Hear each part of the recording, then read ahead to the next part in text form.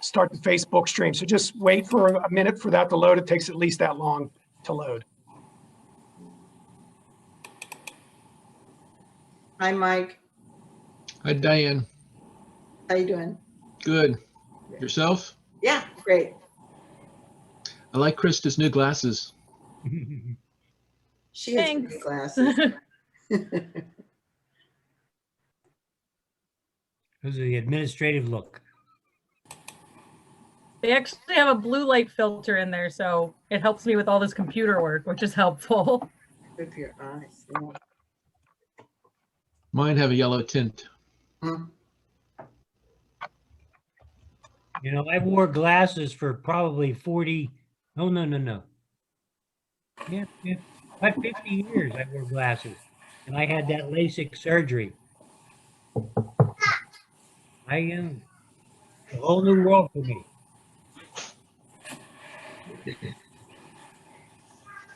Okay, we're streaming now, and I'm going to admit the participants in the meeting for the April 2021 Planning Commission.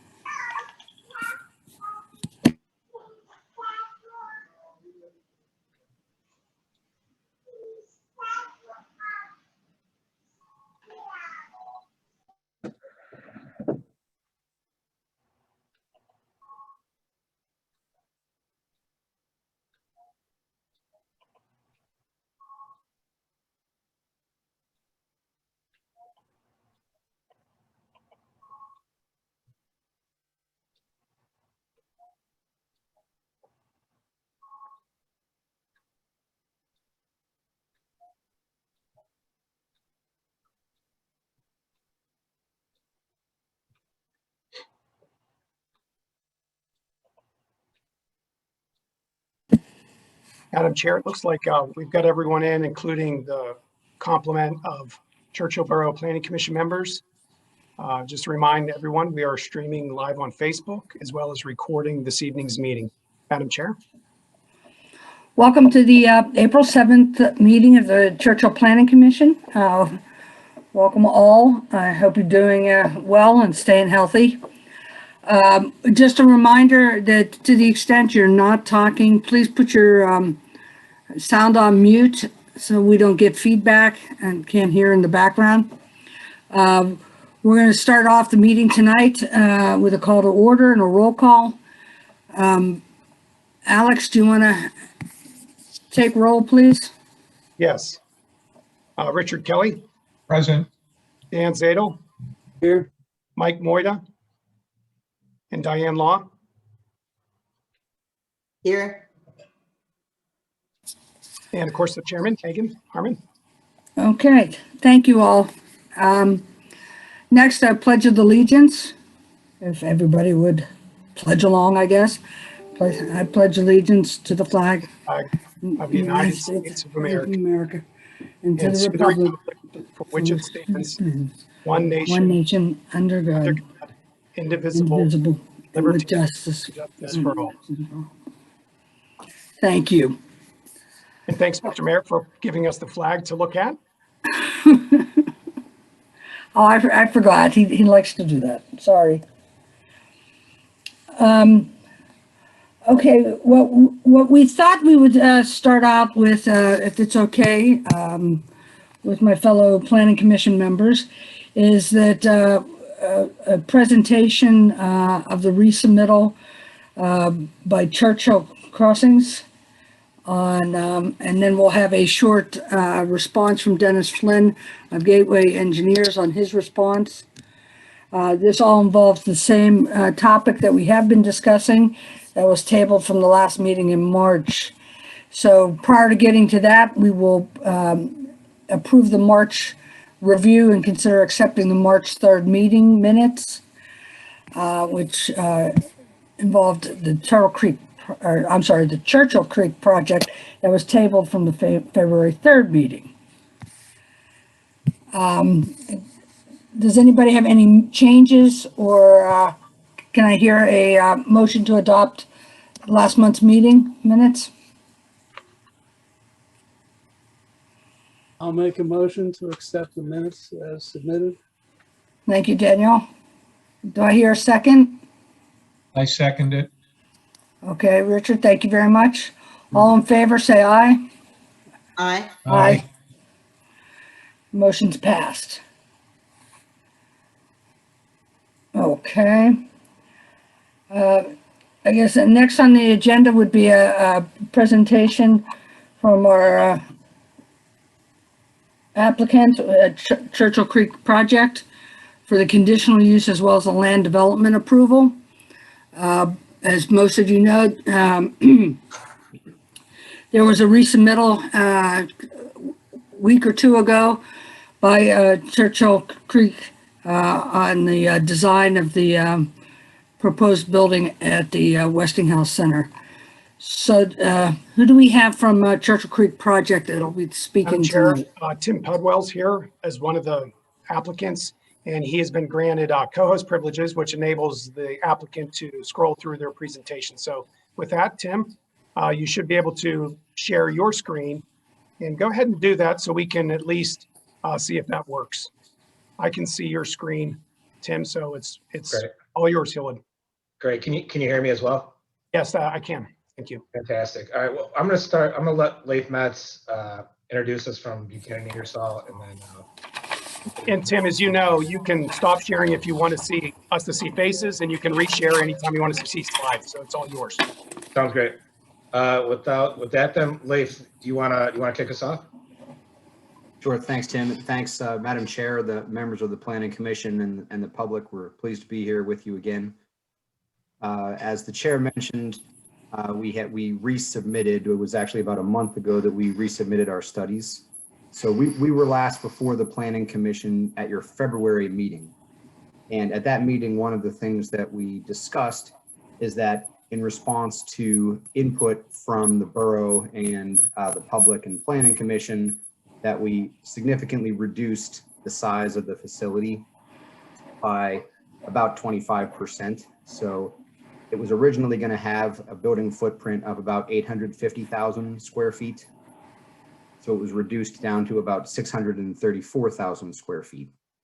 So that'll have a follow-on reduction in the amount of traffic and sound and light and stormwater runoff. So we were not before this group in March because our engineers were working on revising all the studies to take into account the effect of reducing the size of the building. So about 4 weeks ago, we submitted updated studies to address all of the impacts we've been talking about. So an updated traffic study, an updated stormwater management plan, lighting study, sound study, air quality study. So we just received comments back from the borough's engineers on the traffic study yesterday and on the balance of those studies today. And so our overall expectation is that Planning Commission, after today's hearing, will further table the application. The Gateway engineers' review comments on behalf of the borough identified still a number of issues that need to be worked through, which was expected because this is the first time they're seeing the revised studies reflecting the smaller building size. Some of the studies are further along than others. The stormwater plan probably has the most substantive work left to do, but it's all engineering solutions that can be managed. A lot of the other studies are quite a bit closer to being done. But Chris Westbrook from Langen will talk about that later in the presentation. So there are really two different things that we're going to be sharing with the commission and the public during the hearing today. One is a large number of additional renderings of what the building will look like from different vantage points. Something that we've understood is the public's and the commission's concern about, what is this building going to look like? We want to make sure it's not kind of a hulking, monolith, and that it looks nice, and that the landscaping plan is nice, and that it feels okay here in the borough. And so we're hopeful that you'll agree with us that it does when you see the additional renderings that we've provided, and from a number of additional vantage points that the borough requested. So that's sort of the first chunk of the presentation. Second, we have some additional input on the studies to show the improvements in the impacts that result from shrinking the size of the building. That's the second thing we'll talk about. And then we'll open it up to questions from the Planning Commission and then to the public comment. So thank you again for having us here today. And with that, Tim, I'll turn it back over to you to start going through the slide deck. Sure, thanks, Leif. I'd like to start off by introducing myself. My name is Tim Pudwell. I am with Hillwood, and I represent the developer for this project. I'd like to thank the borough for their time this evening and allowing us to continue our presentations on the proposed state-of-the-art e-commerce facility. We're very excited about this project and the potential of becoming a contributing member to the Churchill community. As Leif mentioned, tonight I'm going to introduce new renderings that our team has prepared. We hope these renderings will provide the community with a greater understanding of the building we're proposing for the Westinghouse site. And after I share these renderings, I'll turn it over to our partners at Langen, who will discuss a recent balloon study that they've completed on site, along with an update on the site-specific studies and traffic. So with that, I'll get started with the first slide. Excuse me. As you may recall from our last presentation, this slide represents a visual of the building we were originally proposing on the left, which is the 823,000 square foot facility. And on the right, we have our smaller facility that we've switched to, which is a 634,000 square foot facility. A couple benefits which Leif alluded to is obviously a reduction of approximately 189,000 square foot to the building footprint, along with a reduction to impervious pavement around the site. This reduction site plan eliminates the need for a parking structure, and ultimately it will reduce the amount of traffic impact the facility will bring.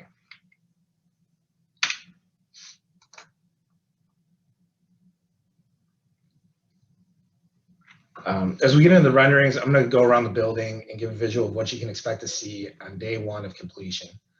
In terms of finished building product and landscaping, please keep in mind that the landscaping shown is reflective of what the project requirements are of the borough.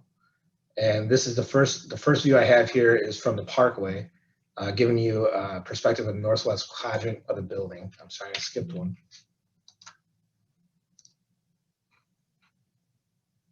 So this is a perspective from the Parkway. And here we have a zoomed in perspective of the northwest quadrant. So everything you see here is typical of what you're going to see the day the facility would open in terms of landscape, color scheme on the building. This is our client's typical plan. As you'll see, it's nicely landscaped. The building is finished. It's modern. Really nice looking facility.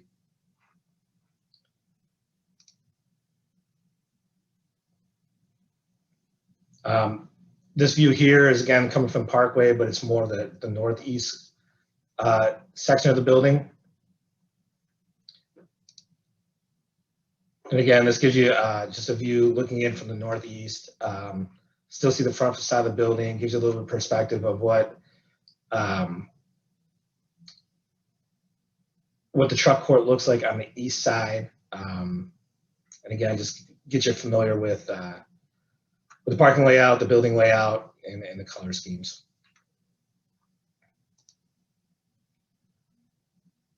Here we have the visual of what it's going to look like coming in from Beulah Road.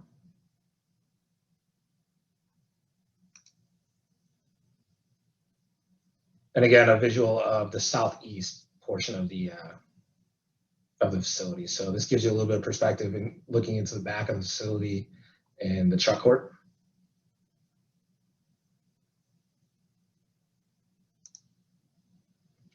And lastly, we have the entrance coming in off of Greensburg Pike. And just another view looking southwest of the Chuck Court, the drive-in doors, which are located here. These bump outs that you see around the facility are actually stair egresses. And a little bit of perspective, a little more perspective on the Chuck Court. And with that, I'm going to turn it over to Chris Westbrook with Langen, who can discuss the recent studies they've been doing on site. Sure. Thanks, Tim. Recently, actually this week, we visited the site and did what we're calling a balloon study. So we just wanted to make sure that the renderings that were being prepared were representative of what would actually be visible on site in the future. So we placed actual balloons up at the building height at each of the corners, and then took photos from various locations around surrounding neighborhoods. And we found that it showed, it was consistent with what we were seeing when we did the modeling via computer. It basically showed that if you can see the existing buildings now, you generally will see the proposed building, and vice versa. If the building is shielded by topography or trees or other structures, that it would generally be not be seen in the future either. So, Tim, if you want to flip through each of these different locations, and I'll describe. So the first location is from Beulah Road. So this is a area that we had tried to render previously, but in our model, it wasn't showing that the building was visible, and that was confirmed by the fact that we could not observe the balloons at the building corners from down at Beulah Road. This second view, we wanted to see what it looked like from the southwest, from behind the Churchill Mansion condos. So this shows the existing 3 to 4 story building in the foreground. And you can see we had to add an arrow because of the distance the building corner was away from them, or from this location. But you can see the balloon in the photo called out. So obviously in this view, where there's an existing building, you'd also be seeing a proposed corner of the building as well.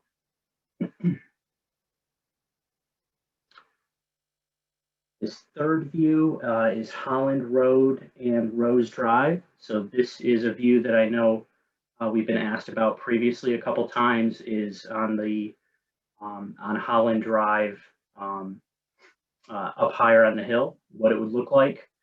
And in the middle left of the building, just above the tree line, you can see the existing research facility, or former research facility, poking out where the cursor is now. You see a corner there, and just to the right of that, and then the rest fades back into the trees. So in this photo, you would need binoculars to zoom in and see where the balloon is, but for reference, it's generally near where the existing building is. And so this kind of, again, confirms that if you see some of the existing facility, you'll see the proposed facility. And obviously in these photos, it's low on the horizon. So you're seeing that you see this poking above the horizon, but it is obviously, you see a lot of sky as well in the photo. It is not taking up the shot. So next one. This is, I believe, is this another Holland Road, or is this on Lewin Tim. I believe this is down on Lewin, looking up past Westinghouse, if I recall. But this is another view where I believe if, and we can post these or provide these for posting on the website for folks to take a look at. But this is another one where you really have to look and zoom in to see even where the frame of reference of the balloons are in the photo in the tree line.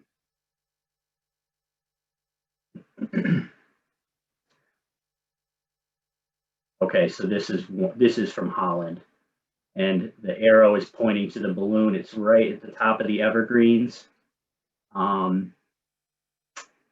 So that gives another view, again, because I know that we've gotten questions about kind of for homes that are at approximately the same elevation, what would the view be? And this is just another example of what we found, actually physically observing.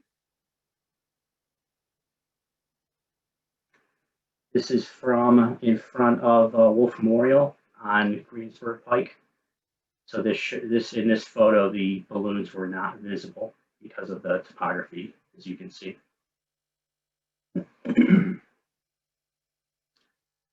And this is a view on McCready coming up along the parkway. So this is on the north side of the parkway, and the arrow is pointing at the balloons off in the distance. And again, the existing facility is visible. And in this case, you would see the proposed building as well. Again, relatively low on the horizon relative to what you're seeing in the photo.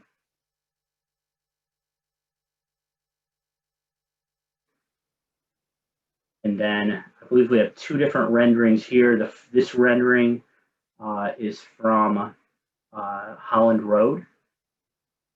So this is, we went back in and using an actual photo, placed it in the model and with the building model. So this is the existing view. You can see in the middle of the screen, the existing facility, or former Westinghouse facility poking through the trees, and the proposed condition. Generally the same spot in the photo. If you want to flip back and forth once. There's existing, and there's proposed. I feel like this is an eye check test. So that's what the existing model, or that's what the proposed model is showing us. Again, consistent with what we found when we actually went out and observed physically. Okay. And another location that we understand is a view that the stakeholders wanted to see was St. John Fisher Church. So this is taken from the parking lot, looking north. The existing photo. Now we see the current facility is visible through the trees, and this is the proposed facility.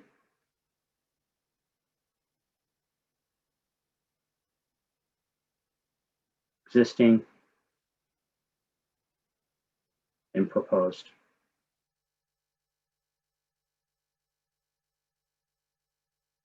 Okay.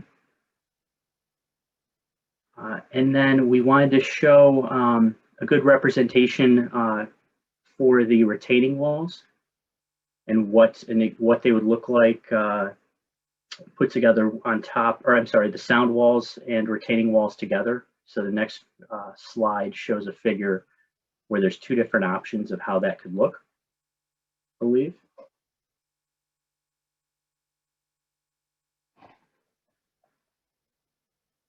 There we go. So on the left are wood panels.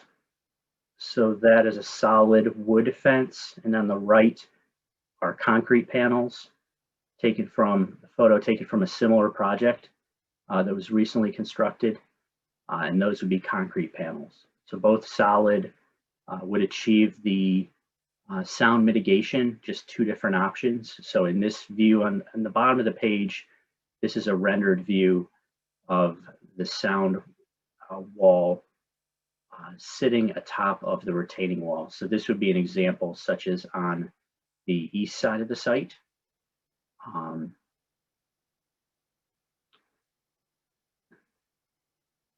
I think that's, and again, I believe these will be posted. So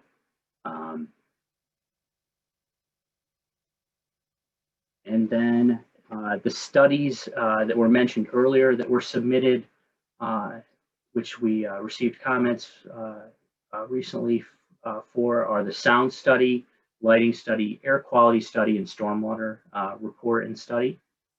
And some things we wanted to point out that we felt were positive changes, again, associated with reducing the size of the development. With respect to the sound study, we were able to shift the limits of the truck court to be farther from the property line on the east and west sides. The lighting study, we, at the request of the consultants, borough's consultants, we reduced the light height, pole height, or fixture height from 40 feet, which is typical for industrial facilities or distribution center facilities, and reduced it to 24 feet. Air quality study, the stationary source emissions associated with the building, obviously with a smaller footprint and volume to heat and cool, the associated air quality benefits of that. And then for the stormwater study, the acreage of impervious surfaces decreased by approximately 2.5 acres. And then we were able to, with reconfiguring the driveways, eliminate 650 linear foot crossing of a stream. So we could stay away from that and avoid that impact.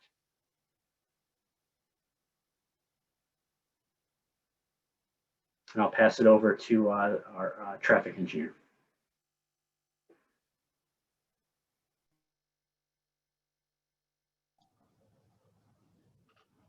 Thanks, Chris. Can you guys hear me? Maybe a thumbs up from the crowd that's still out there. Awesome. I saw that, Steve. Okay.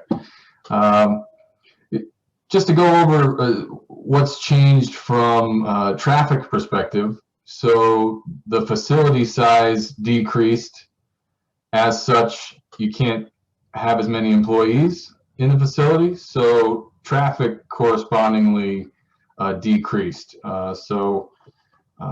Not that necessarily we needed to have a decrease in traffic for mitigation of all our impacts, because we were showing that we had proposed improvements that would address that. But obviously, if you're reducing the amount of traffic that we're going to be generating, it's going to make overall intersection operations that much better.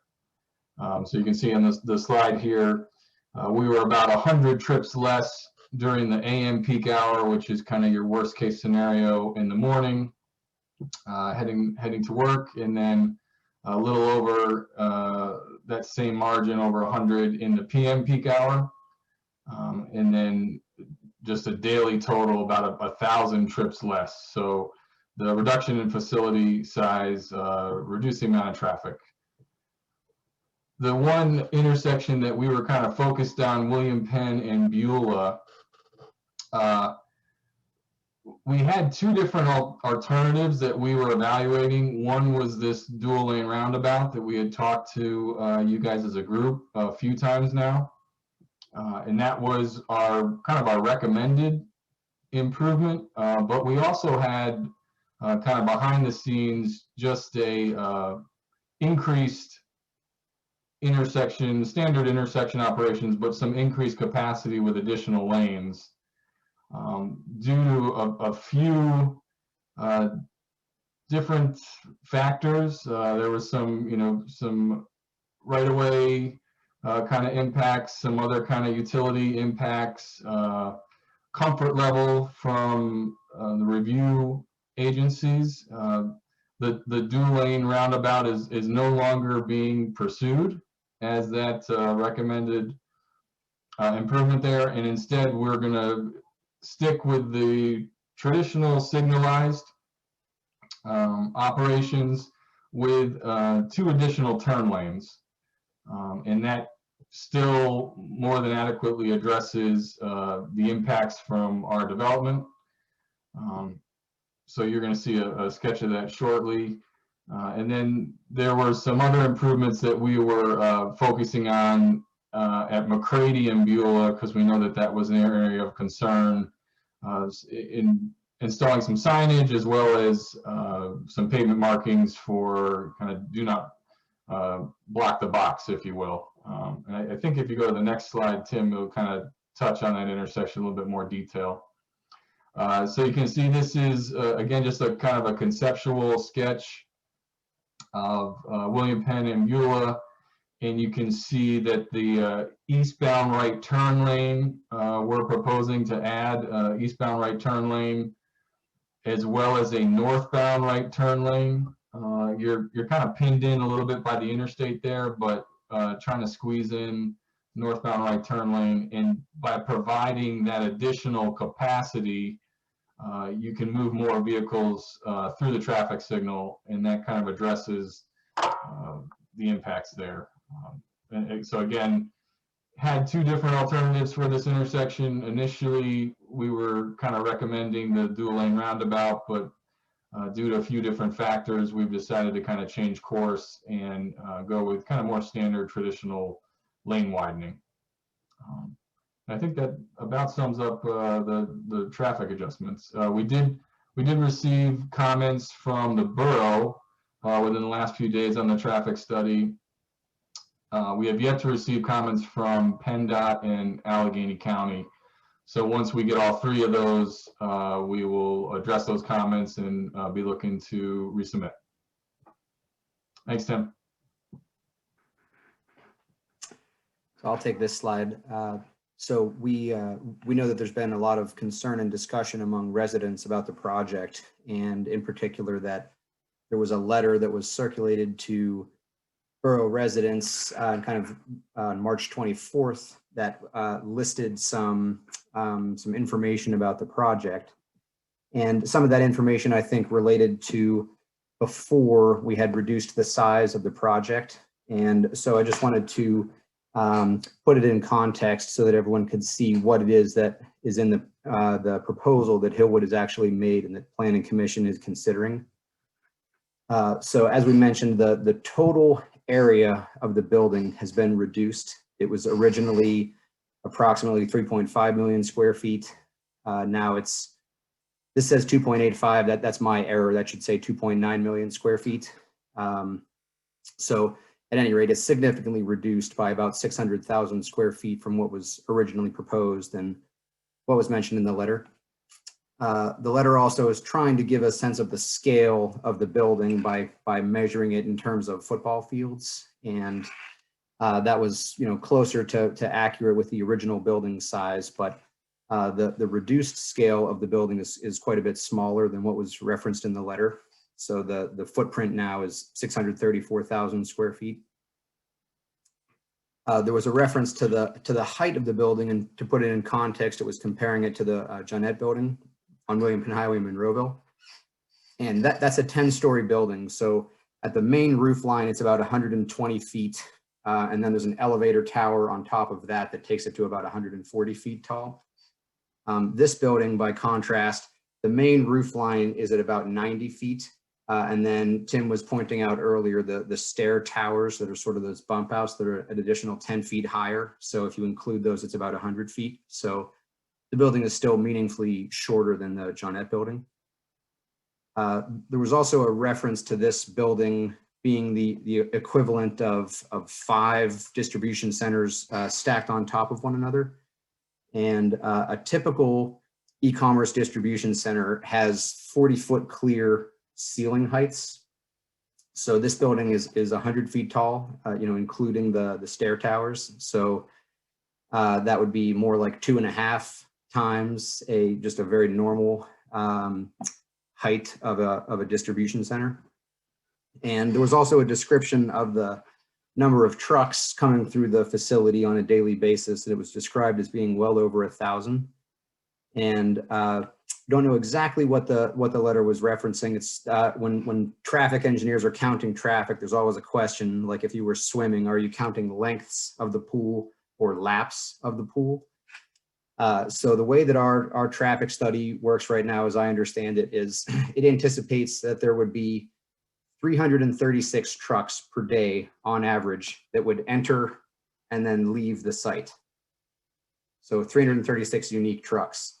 Sometimes traffic engineers count it in terms of, that counts for one trip into the site and a second trip out of the site. So if you were counting trips like a traffic engineer, you would say there were 672 trips, but that's kind of 2 trips for each truck. 336 total trucks would come in and then leave the site on a daily basis. So we just wanted to try to identify what it is that Hillwood is actually proposing right now, so that people who are evaluating the project have a clear view of what we're requesting.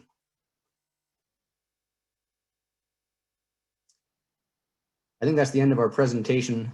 And with that, Tim, unless you have anything else, we can turn it back over and the Planning Commission. No, I don't have anything more to add. Happy to turn it back over to the Planning Commission, and appreciate your time tonight. Okay, thank you very much. I appreciate the presentation, as well as I think it'll say a lot to look at those pictures and the balloon study and how that was undertaken. We appreciate that. Megan, this is Alex. I was able to put that presentation on the borough website while we were talking. So if anyone wants to refer to it, they can find it at the eCode 360 kind of link off of our homepage, but it will be available obviously as well going forth after this meeting. Great, thank you. I was just going to ask if we could do that so it would be accessible to all. Okay, with that, I'll open it up to the Planning Commission for questions. Does anybody, I will defer mine until the end. Anybody else have any questions they'd like to? Well, let me back up. Let's go to Dennis Flynn, our engineer. Could you, Dennis, explain in summary fashion the comments back to Hillwood on their studies and where we stand on that? Sure. Thank you, Madam Chair. Yeah, I will just provide at this point a summary of the findings. As was mentioned, we did receive revised plans as well as revised reports for traffic, parking, stormwater, air quality, lighting, and sound, which we did review, as well as our subject matter experts and sub-consultants with expertise in each of the fields. And with that, we did provide our comments earlier today. There are, as Leif mentioned, a number of comments which do remain, as this is the first time that we were seeing this revision of the plan, and such a significant revision. And with that, each study does have a different varying degree as far as how close it is. Lighting, as for instance, as was mentioned in their presentation, one of the major factors was the lighting height of 40 feet, which was in the previous plan, was reduced to 24 feet and does meet borough ordinance. There are minor comments which do still remain for lighting. And then, as was also mentioned by Leif, the stormwater does have a series of comments which do remain, and a number of questions which we're requesting that additional information is provided so that we can better answer some of those questions or have a better understanding of what the proposed plan is in terms of stormwater. I guess one of the main comments from that, one thing, it had been looked at previously to reduce the flows to 80% of peak flow, which is the standard stormwater ordinance, but for The Turtle Creek watershed, it actually does require a peak reduction to 60%. So that was one item that was mentioned there, and will need to be reduced at each of the study points throughout the project site. With the reviews that we provided at this point, we would expect additional revisions and comments to those revisions as we move forward. And also, as Chris Prisk had mentioned regarding the traffic impact study, we did provide our initial comments. And at this point, we are awaiting comments from both PennDOT and Allegheny County, which are expected later this month. If there are any other specific comments regarding any of our reviews or any of the comments that we have prepared to this point, I'd be happy to help answer those to the best of my ability. And otherwise, like I mentioned, we would expect some additional revisions and back and forth in terms of response to those comments.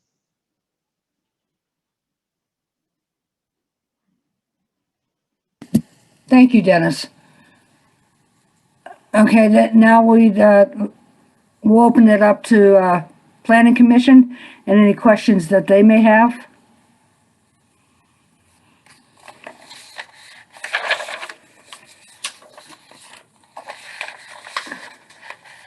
Mike, Dan, anybody have questions? I have a few. Go ahead. We'll start with you, Mike. Thank you. In no particular order, I have just a few notes here. For Chris about the traffic. I did review the replies today briefly. I'm not sure if this addressed it, but I was wondering, at the intersection of Beulah and William Penn, there is a crosswalk that goes across William Penn at the corner of the municipal building, and a pair of crosswalks. It also crosses the right turn lane, but it would be really nice to have a sidewalk along that curb over to our nice new, albeit small, bus stop. I'm not completely familiar with that corner, but I don't think that's there. I just hope that can be facilitated in the course of all this work. So that was one of my thoughts. I was looking through all the different documents. There's some coordination that's going to be needed. Just if you revisit the zoning narrative, there's a couple things there that need corrected, like the roundabout reference and referring to 125 foot height, building height still. I just caught those couple little things. I'm looking forward when some more of this gets developed, just to seeing what the environmentally positive design criteria entails. There was, in the last submission, there was a half-page list of a half a dozen items that were fairly general, and I'm hoping that gets developed some more. And if I had an opportunity to cite a preference on the sound walls, I would prefer to see the concrete as opposed to the wood, because of maintenance concerns. I don't think the wood would last quite as long, and it's an awful lot of fence to be painting or sealing or doing something with. So that's my 2 cents on that. I'm also looking forward to seeing some details on the retaining walls. I know there was an image presented last month about the type of units, concrete units that would be used, but I'm curious how this would look. You know, what would be great is a section through the site that shows the building height and its position relative to the wall and the sound fences, maybe a longitudinal section. The images presented today were very helpful and much appreciated.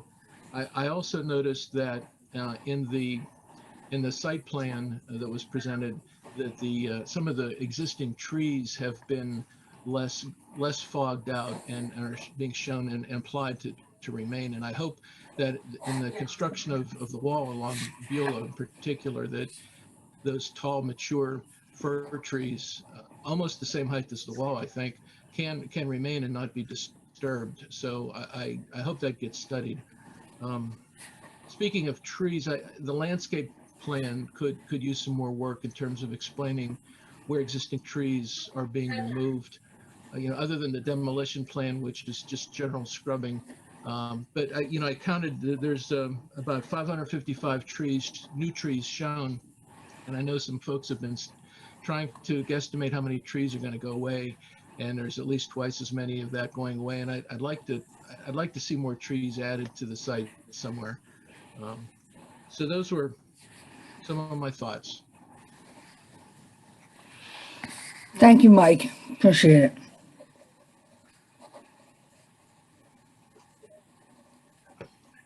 Excuse me 1 second. Anybody else on the planning commission?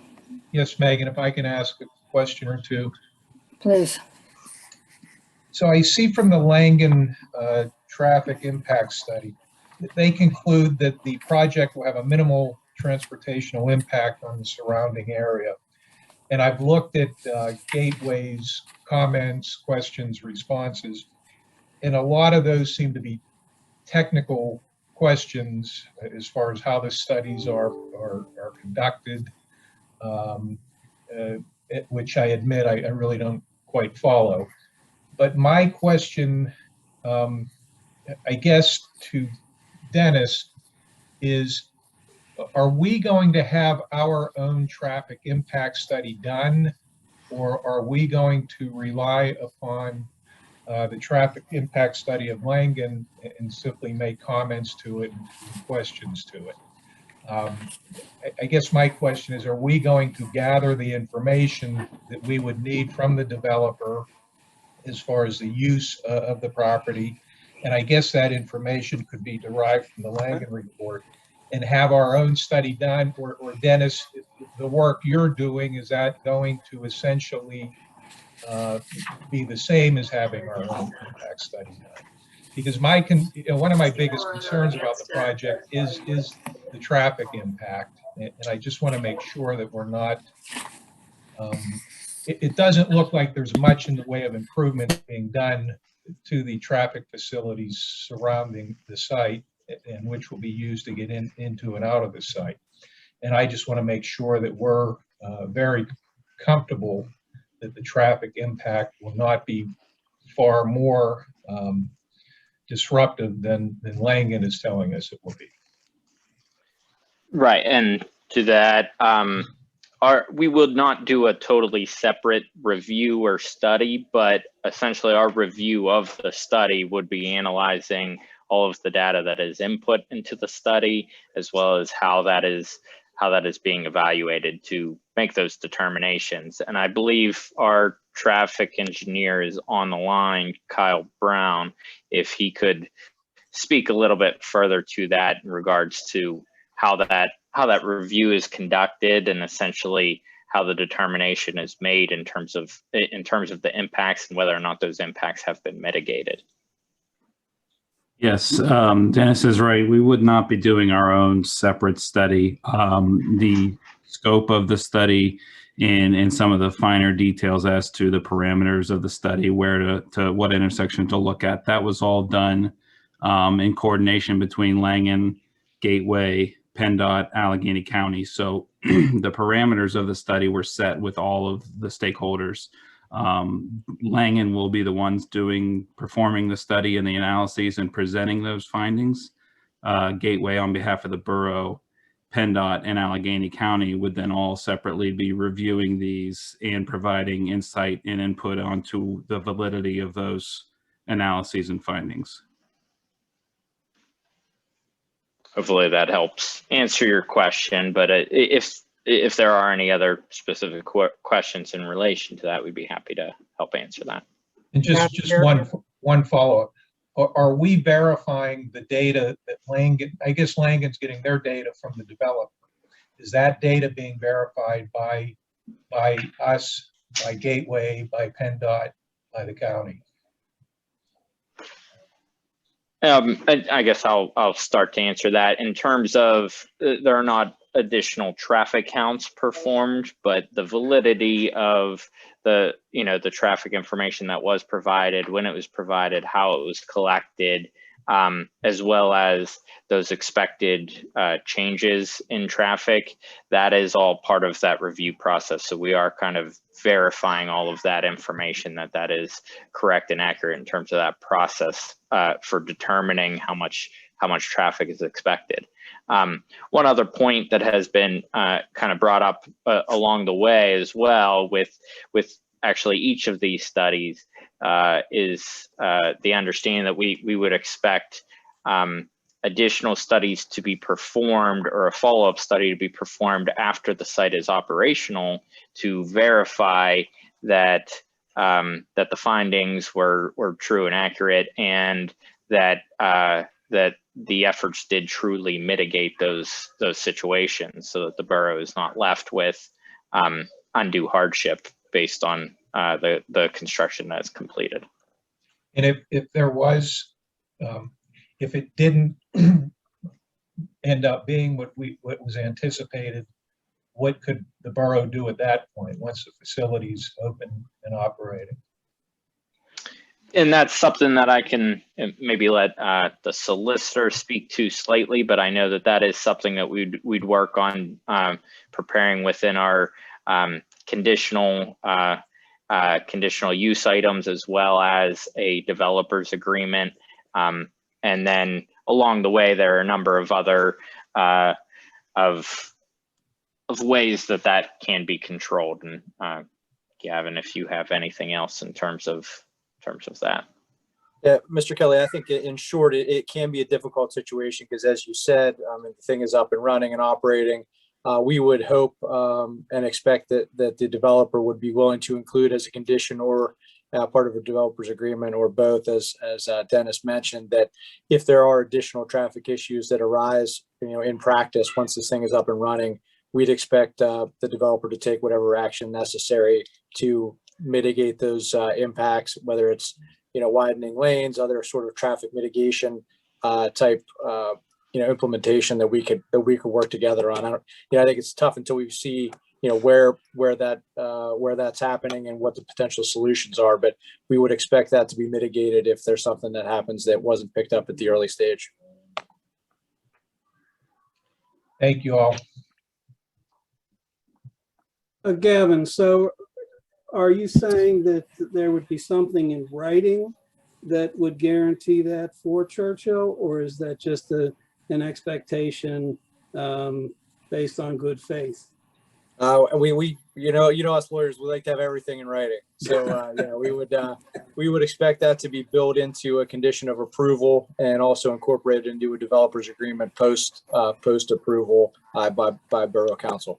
Okay, because I think that there's been some concern about, once it's done, then Churchill has no power. It's lost its control, so to speak, of what's going on there.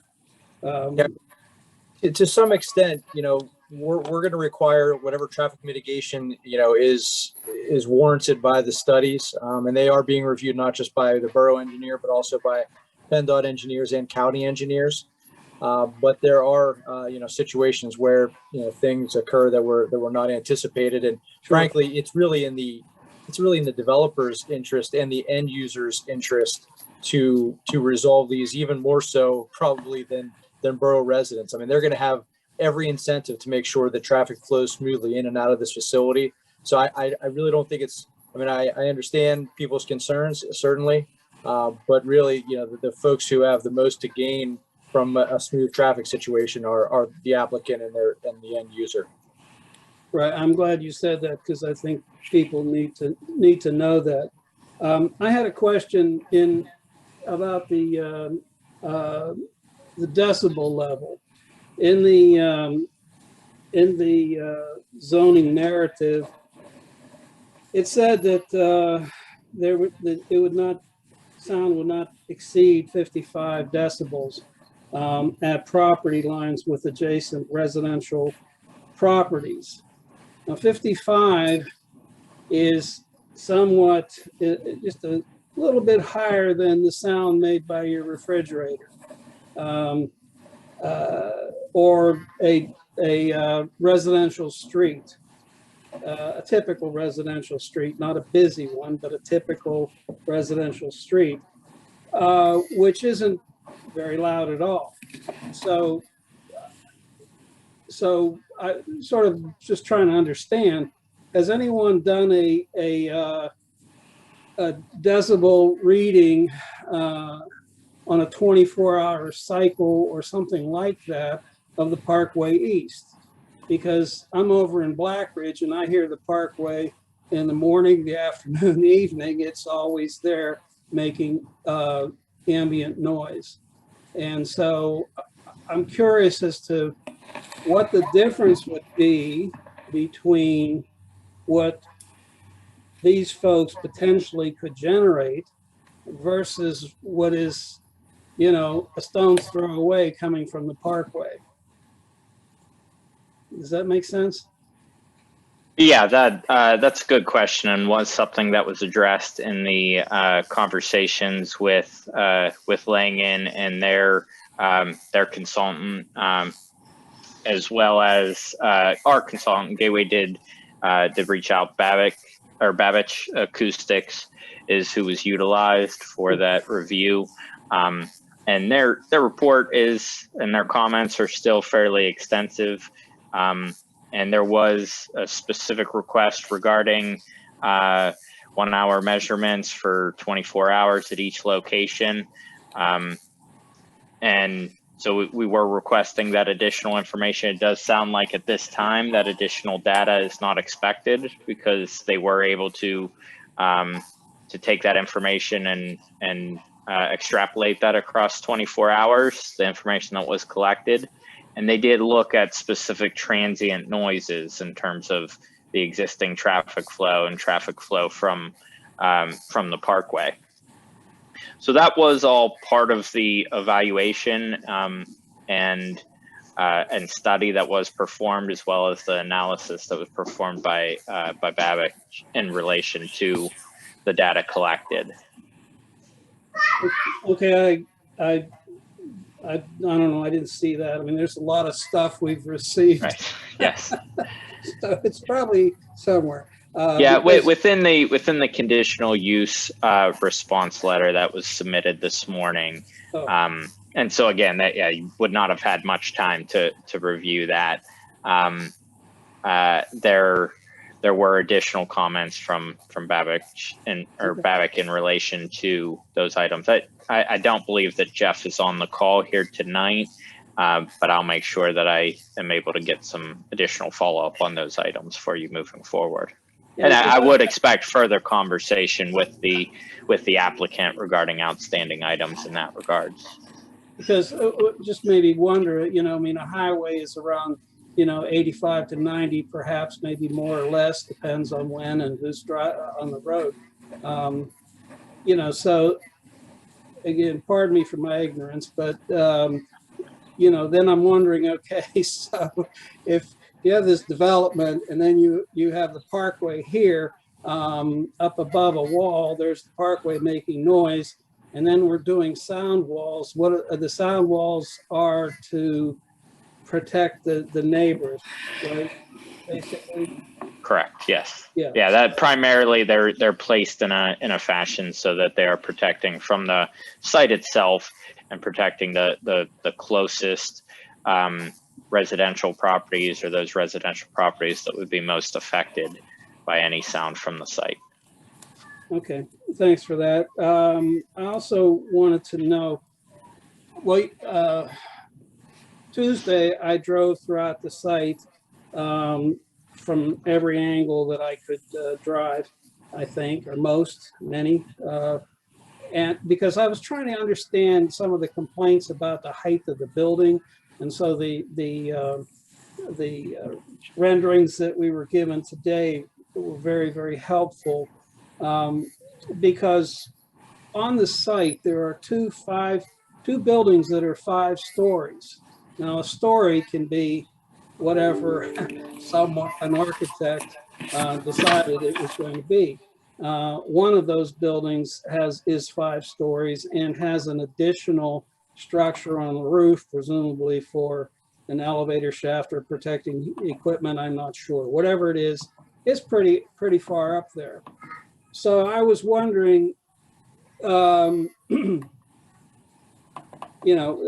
Mike mentioned about a section through the property. So I'm wondering about whether it's possible to get a section that shows the highest elevation of an existing building. And then what is the proposed highest elevation of this new structure? Because what's going to happen is, from my understanding, you're going to go in there and excavate, grade, compact soil, make a new surface, obviously, to construct the building. Well, that elevation is going to change from whatever is there now. So it's not whether the building is 4 stories or 4.5 or 5 or whatever. That's not so much the issue. It's what is, for lack of a better term, like above sea level, above whatever benchmark you choose. If you choose Buell Road or whatever, wherever you choose to use a benchmark relative to what is there versus when the ground's excavated, this new building will be higher, lower, what. Now, the renderings certainly help that balloon, I'm assuming that was taken into account, or am I wrong? That was, yes, yep. The balloons were set at the elevation of the finished building. So the proposed building will be, depending on where you are around the perimeter of the former Westinghouse facility, it's a 10 to 20 foot difference lower to the first floor. Okay. So the proposed building will be set lower than the current grades that are visible from the parkway right now. So to your point, if those buildings out there, throwing out a round number, are 50 or 60 feet high, the proposed building is set 10 to 20 feet lower than that. The difference between existing and proposed at that top point is on the order of 20 or 25 feet. Okay, I think that's an important fact that people should be aware of. For people who are concerned about the height of the building, because it has to be relative to the elevation of the ground off of which you're building. So, let me see. I guess those are a couple of. If I have anything else, I'll bring it up. But thank you. Just to follow up, I wasn't clear of the last point.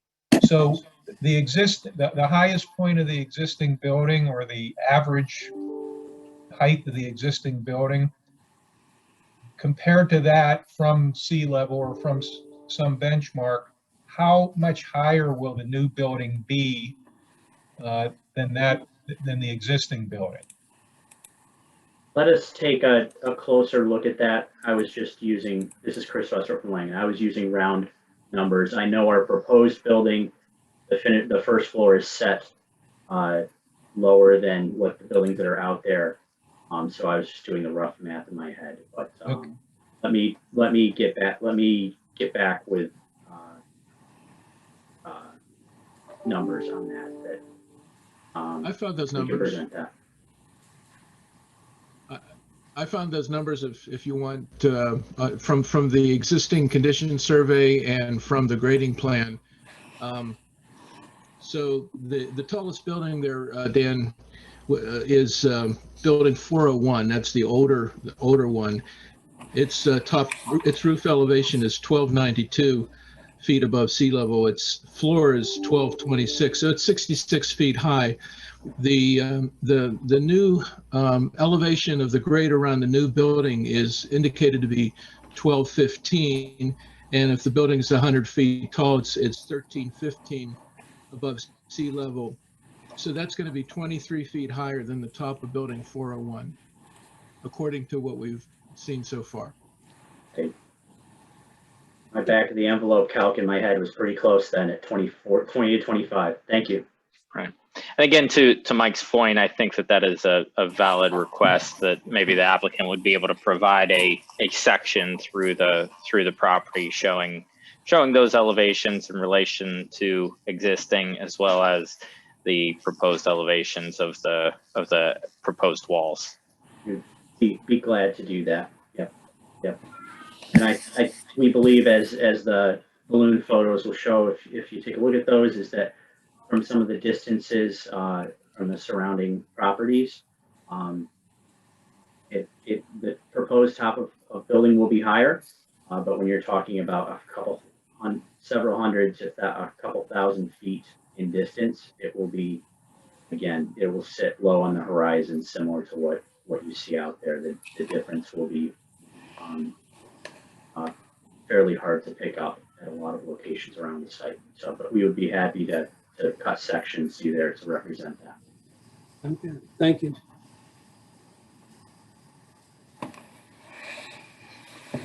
A question regarding the elevation that you had talked about earlier. Is all of the material, I mean, obviously you have demolition and a lot of it, but the soils and excavation materials will all be utilized on site and not have to be trucked in. Is that correct? Tim, would you like to take that? Sure. Yeah, you're correct. That's the intention, is to reuse all the soils on site and not have to haul anything off. Okay. And then for the traffic studies, as you said, you have some improvements envisioned at the major intersections, and those likewise have to be approved by PennDOT as well as Allegheny County. Is that correct? That's correct. Okay. And they're currently under review right now? Yeah, Chris, correct me if I'm wrong, but they've been submitted and they're under review. We're just awaiting the response. And so technically, I mean, to cut it down, you're just envisioning widening the turning lanes and detailing with paint, correct? At William Penn and Beulah, it would be the additional turning lanes and associated pavement striping changes. Okay. And I believe signalized changes as well, Chris, just in order to allow a more efficient movement through that. Yeah, there was a phasing adjustment. Just for the rest of us, if you can dumb it down, do you mean just the timing of the lights will be coordinated to more effectively flow? What movements are allowed to go at the same time? Okay. On the sound barriers, you proposed a wood versus a concrete, or there's two of them. Are they effectively, are they both, I guess, to the same degree effective? Is there a preference from one over the other in terms of what works better? They can both achieve the same sound mitigation. Obviously, having the option to do wood on the top of a retaining wall just because of the weight may be beneficial, but I believe that the preferences and requests of the borough would be strongly taken into account on material selection. And it is possible in that selection process to make them blend better, I mean, color-wise, is that correct? Many different colors, palettes of neutral colors. The building is a neutral grayish color mainly. So if for the retaining walls and the sound wall, if we wanted to try to stick to that, that would be possible. Or if the preference was to make it blend in more with the soil and woods, it could be more of a brown palette. So yeah, there's options. Just like if driving around to shopping centers and residential developments around the area, you probably see a lot of walls that catch your eye on different types of colors.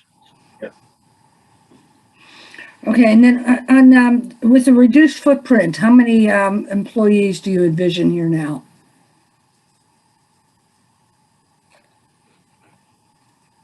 My understanding is still around the 1,000 to 1,500 employees.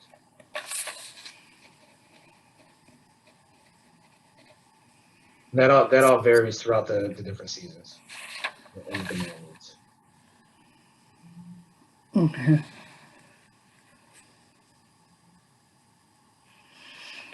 And then as to the no parking structure, there's ample storage or ample parking without the structure. That's correct?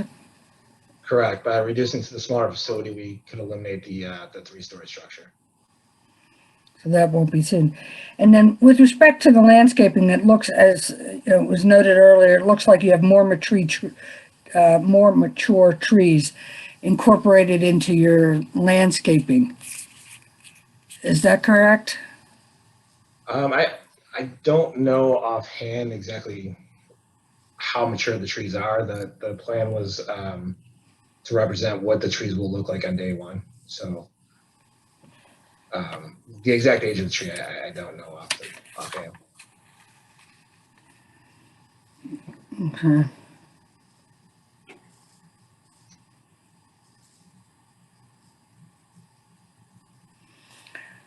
I think you answered my question as to car traffic versus truck traffic in the dialogue. Oh, on the design, you're still having the roadway come off, an exit ramp coming off the parkway coming from the west side, and then a road through the facility. Is that correct? Which would be a Churchill Road?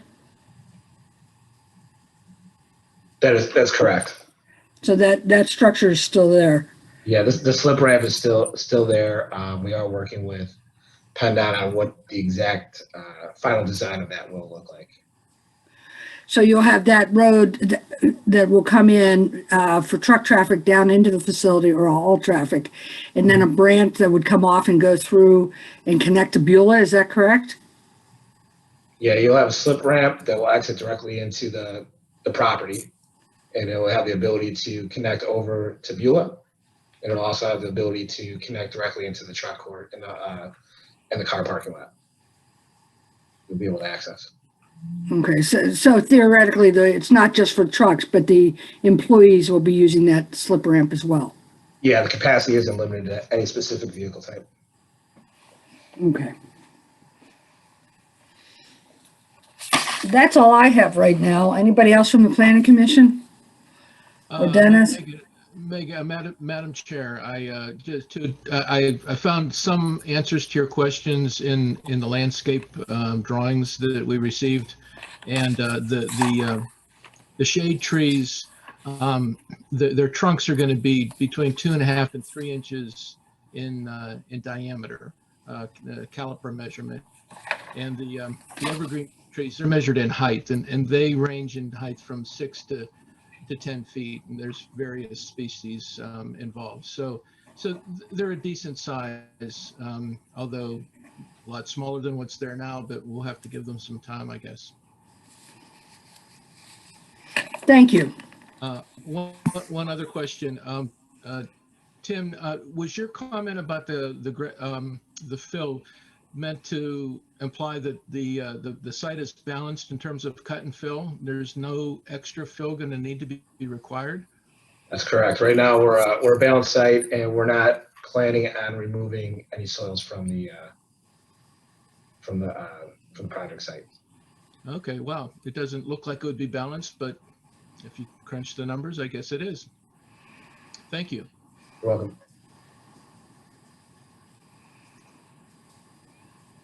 Anybody else on the Planning Commission? And just so everybody knows, Diane Law is not participating at this stage because of her dual membership on the council. That's all the questions I have. We can move to the next phase, which is questions from the public. Again, we're going to, please raise your hand. Alex will let you in as we go through the questions. Again, limiting them to 3 minutes each. The politeness of Zoom, please If you have a camera, put it on while you're asking your question so we can see you. And say your name and your address. And also, to the extent that comments have already been raised in prior meetings, we have those of record.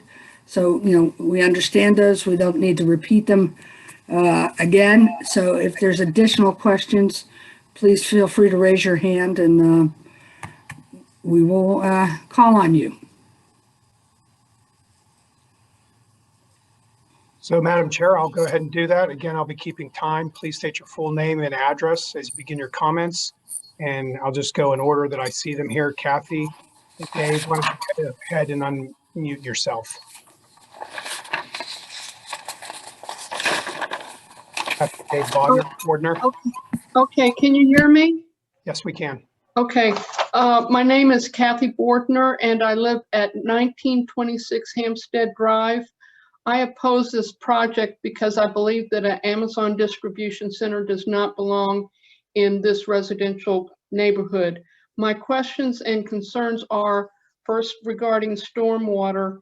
Hillwood believes that they will address stormwater runoff. We at one time lived in a community where a private high school built a stadium in a residential area. They chopped off the top of a hill and they cut down scores of trees. They felt that they were confident that their retention ponds would handle stormwater. But after construction, homes upstream that had not flooded since being built 25 years previous now flood on a regular basis. And also the city's ice skating ring, which was downstream and had very rarely flooded before, flooded several times and has to be moved. So my question is, if something similar happens here and the steps to address stormwater are not successful and property is damaged by flooding, will Amazon be liable to reimburse people that suffer loss due to flooding? Another concern I have is the timing of this project.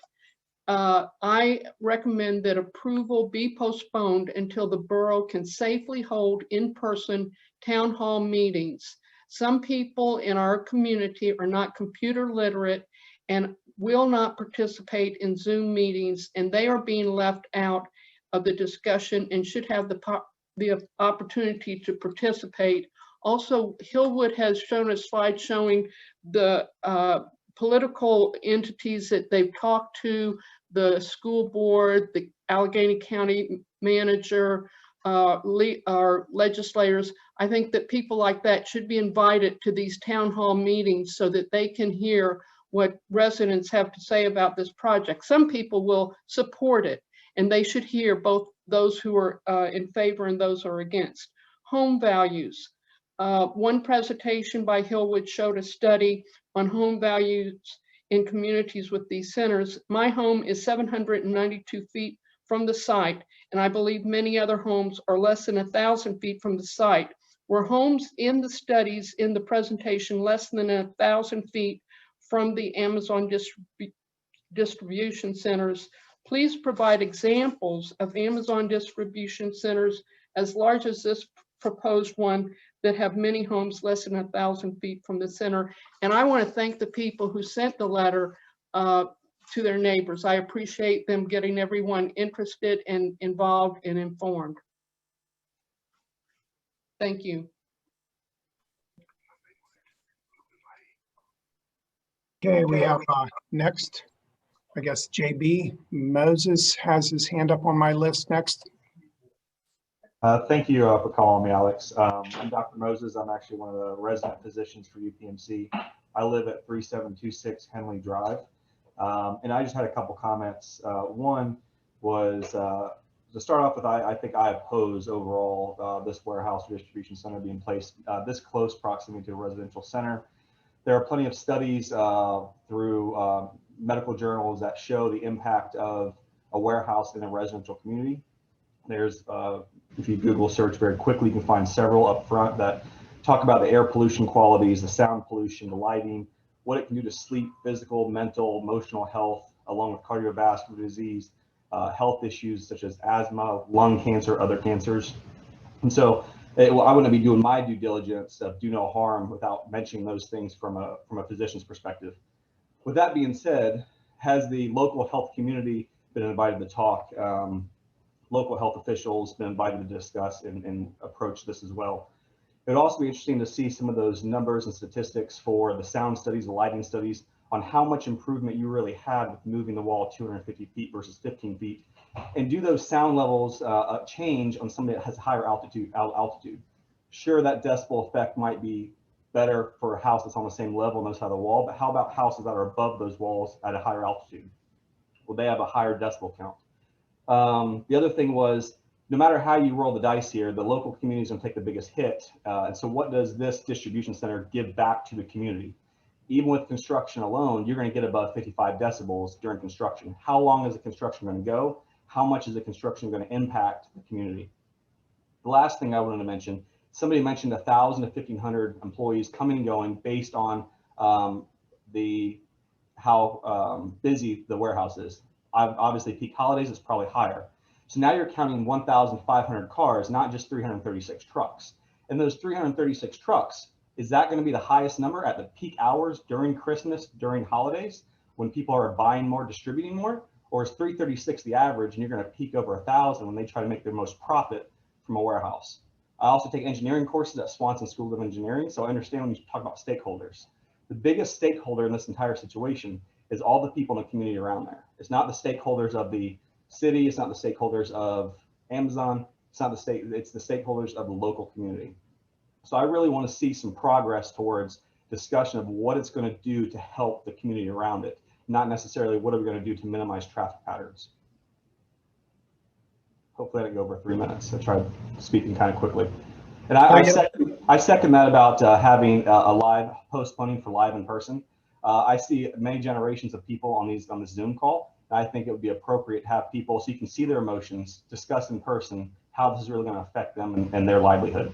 Some people are going to retire in these houses, and it's important that they have a big say in what's going to happen. Thanks, JB. Next, we have Mary Ann, please.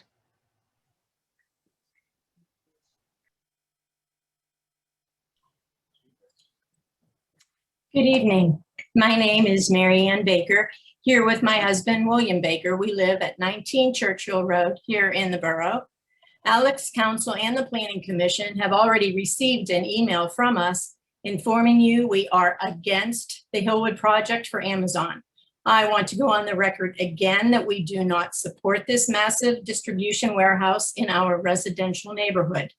We have watched a recording of the February 3rd Planning Commission meeting and attempted to educate ourselves by reading the pages and pages of overwhelming content put forward by Hillwood in their most recent submission. Tim from Hillwood Development stated during their February presentation that they have talked on a regular basis with local experts. The experts that he listed were political leaders from the state, like the governor and our US and state senators. Rich Fitzgerald of Allegheny County was on the list, as well as Allegheny County Economic Development, the Allegheny Fayette Labor Council, and others. That is a lot of experts that don't actually live in Churchill. What I haven't heard from the Zoom meetings is what the economic return or what actual benefits there will be to Churchill residents. Is there any commitment to Churchill residents for tax relief? There is no study by Hillwood or its consultants that will convince me that Churchill Borough homeowners will not suffer negative impacts from this project. 24/7, there will be more noise, more pollution, and substantial environmental consequences. Lastly, significant car and large truck traffic will overwork our infrastructure. Our roads were not designed to handle the volume of traffic and weight of heavy trucks. While problems at other major intersections have been talked about, the eastbound truck traffic from the warehouse site to Churchill Road to the Parkway East has been largely ignored. Churchill Road will be destroyed by these heavy trucks. The left turn ramp to 376 East at Churchill and Holland Roads is inadequate for 18-wheelers. Imagine just 3 trucks waiting to fit on that ramp.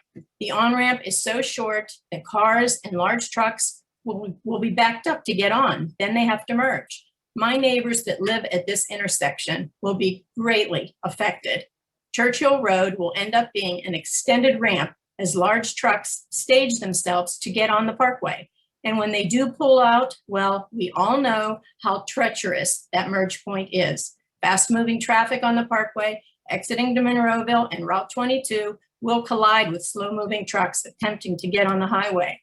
To the members of council and the Planning Commission, I say we have a right to protect our community and our property from a project that will hurt us.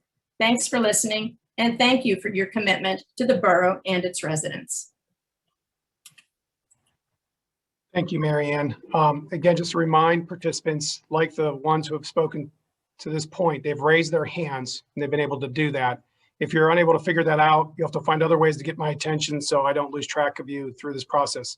Ken Balke, you're next. Thank you. Ken Balke, 2007 Hampstead.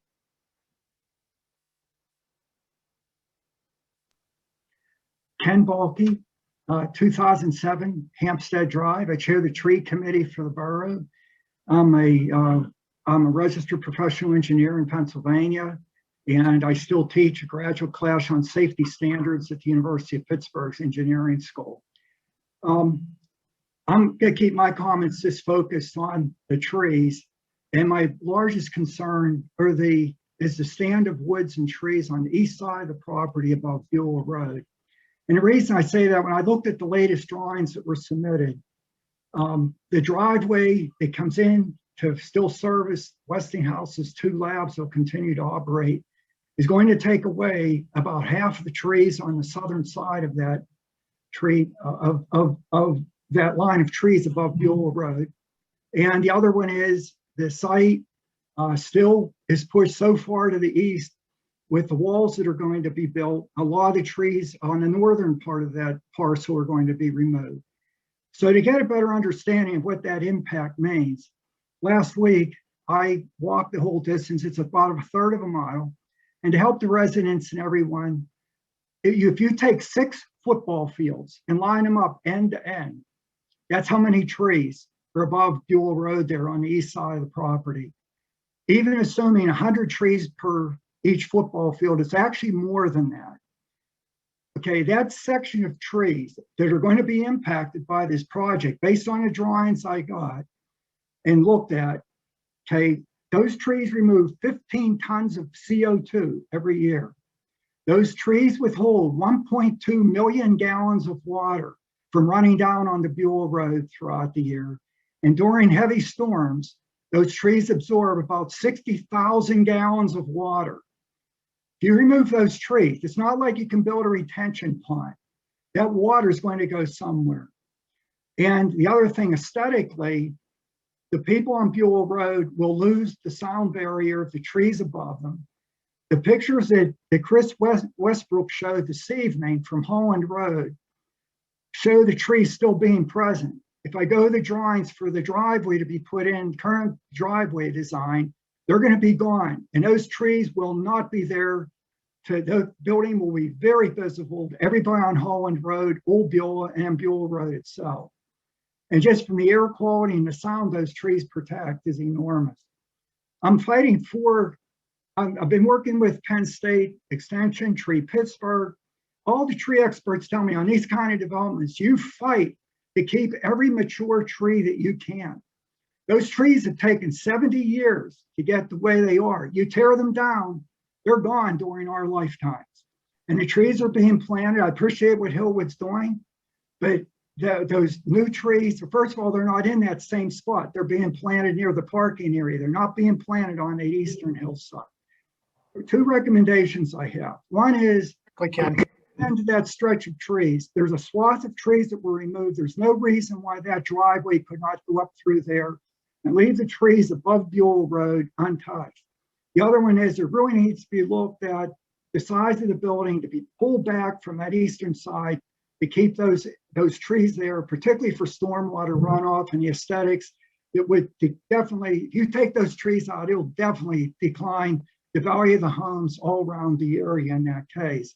And one final question I have is, I know the building's been reduced, but why are we getting a building that's 1.5 times bigger than anything Hillwood has built anywhere else. And you've never built a building like this in a residential area, and particularly on the topography that we have with all the steep hills. So I think there's some still very tough questions to ask. That East Hillside has me very concerned. I've watched flooding during we've had at least 3 serious storms. Ken, in the last the 20 time is up. years. Okay, thank you. Thank you for your patience, Ken, and I do appreciate that.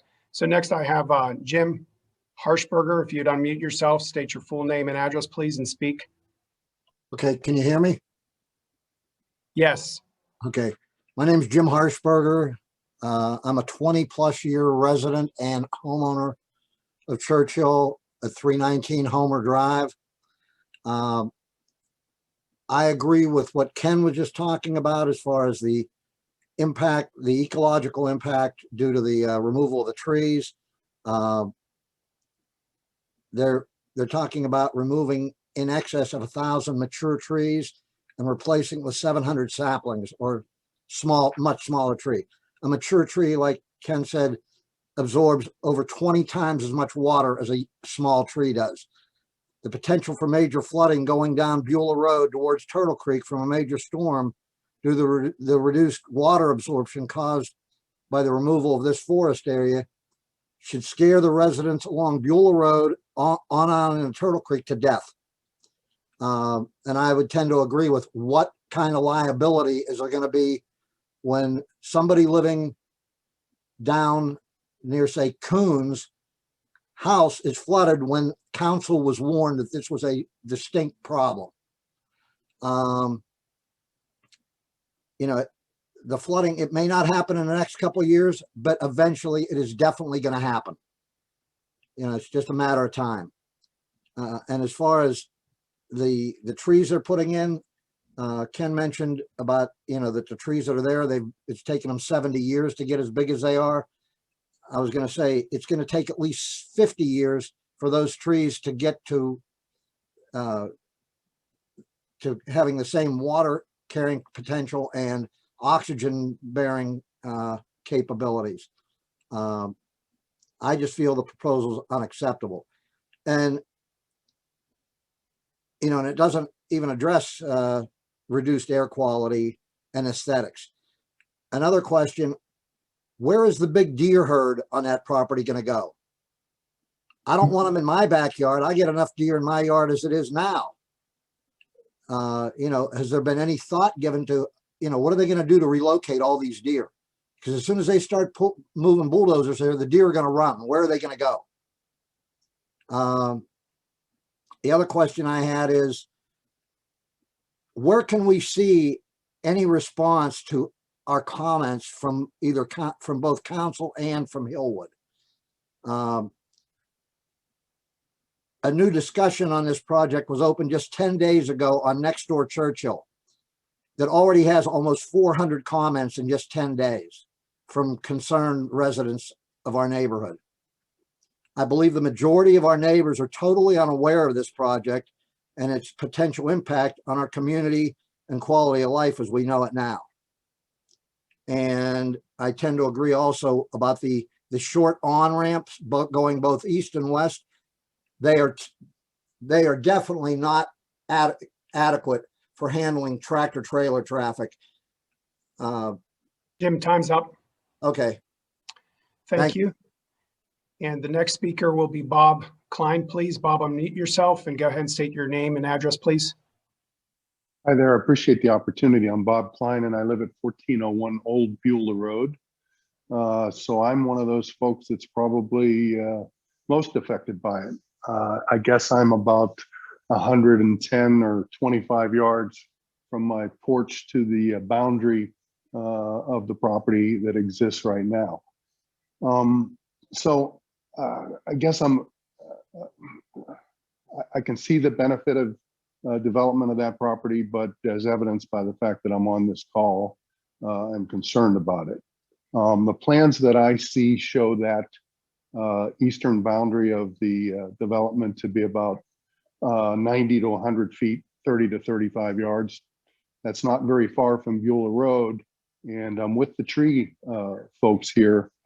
To me, that would indicate substantial number of those existing trees to be gone. Churchill's a wooded town, so to speak. Those are some of the tallest trees we have in this borough. And to get to 30 to 35 yards from Beulah Road, I can't see how they can retain many of those trees, particularly if they're going to lower the grade 10 to 20 feet. You know, I appreciate those renderings. They give us a good representation of what that's going to look like. But that's going to change the look from my front porch significantly. So from a selfish standpoint, I think of it that way, but it's going to change the way it looks to everybody here. Traffic is the only other thing that I wanted to mention. I have a lot of experience with the intersections around here, Beulah and Churchill, Beulah and William Penn Highway. And I can tell you that I'm skeptical when you talk about what's going to happen there. That northbound right turn lane that's just underneath the overpass there, if you have enough space to fit one tractor trailer in that lane waiting for the light to turn green, I'd be surprised.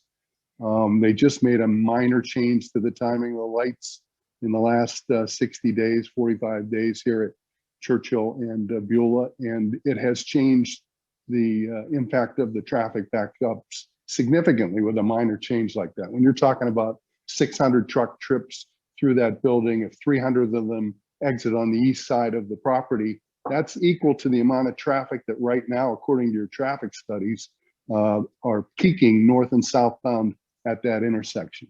You add to the people, add to it the people that will work there, and it changes things dramatically. I also echo what the folks have said about the entrance ramp eastbound at Holland Road won't accommodate tractor trailer traffic. Appreciate the opportunity.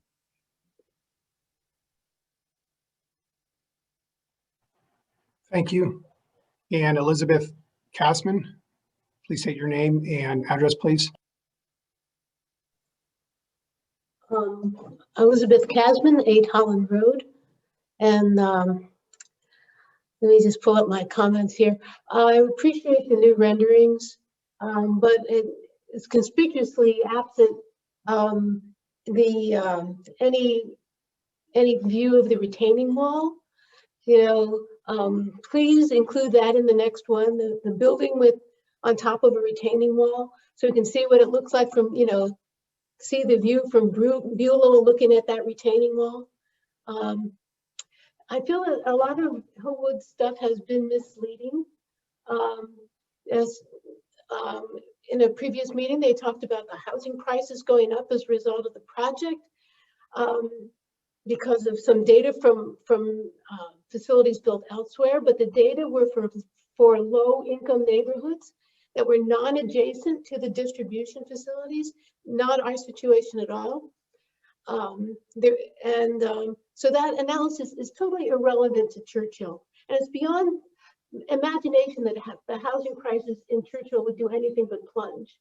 More than a few of the residents are contemplating selling if the project is approved, and quickly to get out before the plunge. And imagine residents all along the proposed traffic routes dumping their houses on the market and being unable to sell them.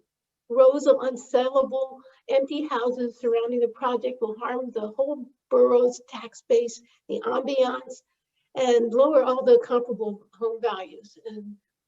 And having a lot of houses going on sale at the same time will depress the borough housing values. And this trend would only be exacerbated when the project goes up into operation. And we're living in a warehouse community now. It's already hard to sell houses in Churchill, and it's going to be doubly hard to sell the upscale houses in this warehouse neighborhood. We're contemplating leaving, and we've been here for more than 20 years, and we love it. We chose Churchill for its large lots, its low crime, quiet residential ambiance. Coming into Churchill off the Parkway now, you're greeted by well-kept homes and greenery. And if the project is allowed to go through, people will be greeted instead by a warehouse and heavy truck traffic. And we're retirees and we garden avidly, and we spend a lot of time out in our yard. So the noise and the air pollution and the glare from the project will destroy much of what we enjoy about Churchill. 55 decibels is the sound of a conversation, and that's all day and all night. No one's going to sleep with their windows open. This project materially affects me and my neighbors. Its negative impacts are distributed unevenly to those of us whose houses are surrounding the project. And as far as I'm concerned, the benefits cannot compensate us for these losses. And it's unfair to sacrifice us and our homes for the anticipated tax revenues. The noise analysis report revealed that there will be noise problems in the surrounding neighborhood. The map that they provided in the report should have extended far enough to show where the zone of degradation stopped, but instead it stopped after only a few streets. And so people are not able to evaluate the noise levels at their home. And worse, the analysis did not add up the noise from stationary, non-stationary, and background noise, but it presented them individually as if we could only hear one at a time. This is misleading, and they know it was. You know, it's a simple arithmetic to combine them properly. And they also— Elizabeth, your time is up, but thank you. Again, just to remind people, you know, as we go through the conditional use process and we keep going, written comments are being shared, read, given to the engineers and the consultants who are reviewing. So if we cut you off, apologize. Husbands and wives are two people, and they could get 6 minutes theoretically if one spoke after the other. Just a little note for those who are keeping track. With that, Mary Jane, you're next in line to speak. Please state your name and address. I'm not Mary Jane. My name is Paul Peterly. I'm Mary Jane's husband. We live at 2270 William Penn Highway. My location is adjacent to the Parkway ramp heading towards Pittsburgh. And I can say from my perspective, as it's laid out right now, I'm not in favor of the project. And I say that because there's lots of questions in, let's say, unanswered issues from my perspective. I'll try to keep this brief. Talking about the transportation impact is obviously one of my concerns living on the ramp, and my neighbors as well. The bigger issue is we mentioned about a 55 decibel noise perspective, and I'm sure that may be the case at the facility itself, but living on the ramp, I'm sure that my noise decibel adjacent to the Parkway is higher than that. Living on the ramp itself, it's much higher than ramp. And from my perspective, I would say that if we increase the traffic to 50%, if not more, I think it's under.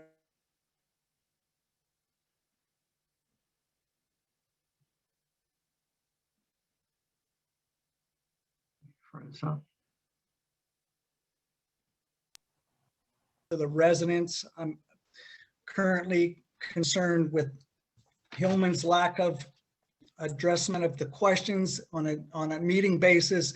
Every meeting that I've attended, nothing's been addressed other than their change in their perspective. I appreciate that the building itself may be changing, getting smaller, but that certainly doesn't address the bigger impact for all the residents in the community. So from my perspective, I'd like to hear more on the changes, how we get a dedicated in-ramp and out-ramp, if that's even feasible, so all the community is not impacted directly by the noise and the traffic impact, not to mention the safety impact for emergency vehicles that need to get around in the area when it's appropriate. So I'm trying to keep my comments very brief. I do not see this as being addressed in, let's say, in the residents' favor at all, and I totally disagree with, let's say, the progress that's being pushed through without a lot of consideration for the residents in Churchill. Thank you for the opportunity. Thank you. Kate, you're next.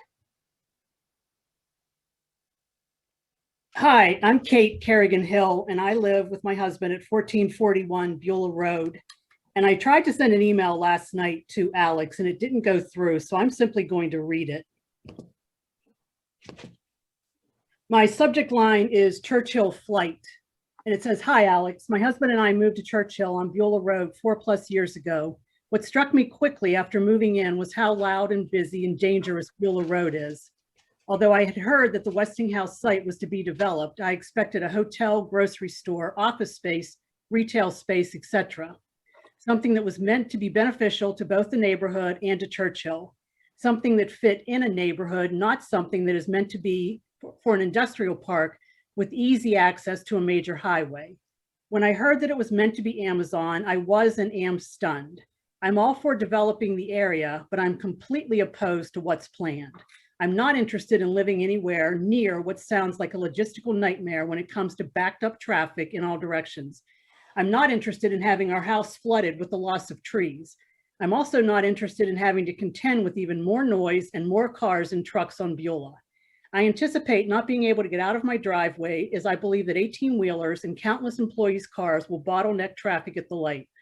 I have repeatedly called Beulah a NASCAR racetrack, and it's astounding to me that there aren't more accidents. Ask the Churchill police who sit in our driveways going after those speeding. Everyone races to get to the light at the Westinghouse entrance. Also, at no point did I ever think when we bought this house that our front door view would be a massive retaining wall. I hope that you and your staff are following the running conversation on Nextdoor.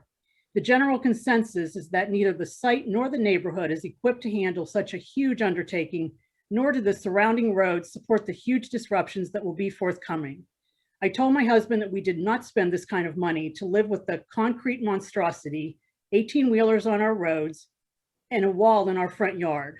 I believe that property values surrounding the property will nosedive and they will end up selling for far less than what the homes are worth, or they will end up as rentals. Anyone I have mentioned this to has said to sell now. Perhaps, and only perhaps, would this plan be somewhat tolerable if the entrance into and the exit from the site were onto the parkway directly. Although I do believe that it will further delay traffic going into the Squirrel Hill tunnels. Common sense dictates that. If this is already a done deal, all of us would like to know that so that some of us can make plans to move on. Thanks for your time. Thank you, Kate. Next, Mark Sampson, please. Hi, I'm Mark Sampson. I live at 2417 Greensburg Pike. So my property is right adjacent to this facility. I want to thank the Planning Commission for taking time to read the hundreds of pages of materials by Hillwood. Several questions.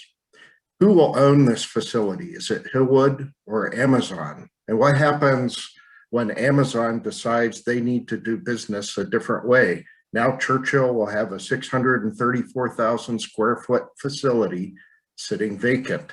There's probably only a couple of retailers in the country who can handle a facility like that, and Amazon is one of them. Do we just trade one vacant building for another, a building that could be even harder to repurpose because of its immense size? Hillwood has not built a facility like this in a residential area, and for good reason. It appears that they've been turned down before. You can reference a Washington Post story about the Westphalia subdivision in Upper Marlboro, which was turned down after protests and legal action by those there. Amazon noted that the facility didn't quite fit what they were looking for at that time, and Amazon wants to be a good neighbor, a job creator, and a driver of the economy in the community. This project should be turned down. Facilities such as these belong in industrial parks, not in the middle of a residential community, impacting dozens and dozens of homeowners. Amazon would not be a good neighbor. State Farm, they're a good neighbor. Amazon would not be a good neighbor in this standpoint. Did I mention this place is going to be pretty big, gigantic, maybe? So trucks can only idle for 20 minutes, according to the plan. Who monitors that? How will it be enforced? So even if we adjust the truck count to 336 trucks a day, that's a lot of minutes of idling. And for those of us who sit in the shadow of this vast structure, will enjoy the ever-present sound of idling trucks, although only for 20 minutes at a time. In the sound study, page 4, it's noted that personal motor vehicles will not add to the sound load. This is frankly hard to believe when hundreds of cars per day will be added to traffic driving right past my house. Additionally, the sound study notes that a monumental facility, well, that's my description, a facility such as this will have no negative sound impact. That's on page 20 of the sound study. Hundreds of trucks, 87 HVAC units, hundreds of personal cars, and no negative impact on the surroundings. It's hard to believe that when I'm sitting on my deck a mere 100 meters from this mountainous facility, that there will be no impact. In fact, will not the height of the building create an artificial canyon of sorts with sound reverberating back between the distribution center and the ridge that is Greensburg Pike? My house sits right in the middle of that canyon. When I sit on my deck at the back of my house, I'm really not going to notice any increased sound. The number of lights on, in, and around the building will make this an enormous glowing place. Time's up, Mark. Thank you. Thank you, Mark. Appreciate that. Sandy, you're next. Thank you. I'm so glad to hear others in the neighborhood feel the same way my husband and I do. I'm Sandy Fox. My husband here is Terry Shuko. We live at 38 Holland Road. We've lived here for almost 5 years, and we're devastated by the possibility that this might happen, but also just incredulous, because it was only, what, 2 or 3 years ago that I seem to recall Churchill Borough and Wilkins, and I think, I'm not sure of Monroeville, but Wilkins got together for meetings to talk about how to make our communities more beautiful, more walkable, improve the quality of life. So I don't understand how Amazon distribution center was even considered, given the feedback through that meeting. Walkable, even if there was a pedestrian crossway, would I want to cross to get to the bus stop when there's all these huge trucks? How are they going to get under that that underpass there? The best part of our house, to me and my husband, is sitting out on our back deck, which faces the Westinghouse site. We're up on the hill. We can see, we'd see right over any wall. We'd see all those lights. We'd hear everything. The air pollution, the migratory birds, the deer, yes. We're talking about, if this is approved, we're going to need to leave. We're leaving. And it's so distressing, because we came here 5 years ago thinking this was our last home and we were going to retire here.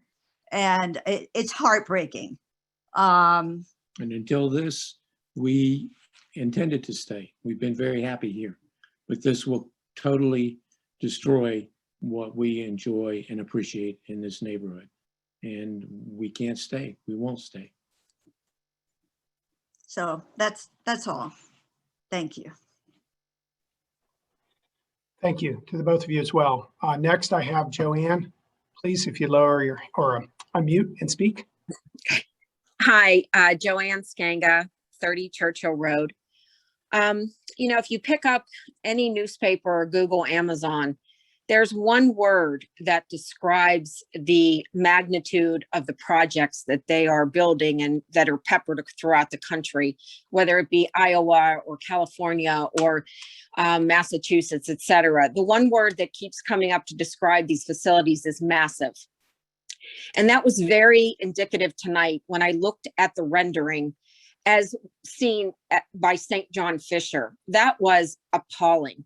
That not only will affect that whole entire area, which includes Lewin Lane, Garrick, Thornberry, Greensburg Pike. That's a half of the borough. That massive structure will be seen, and add to that the lights on top of that.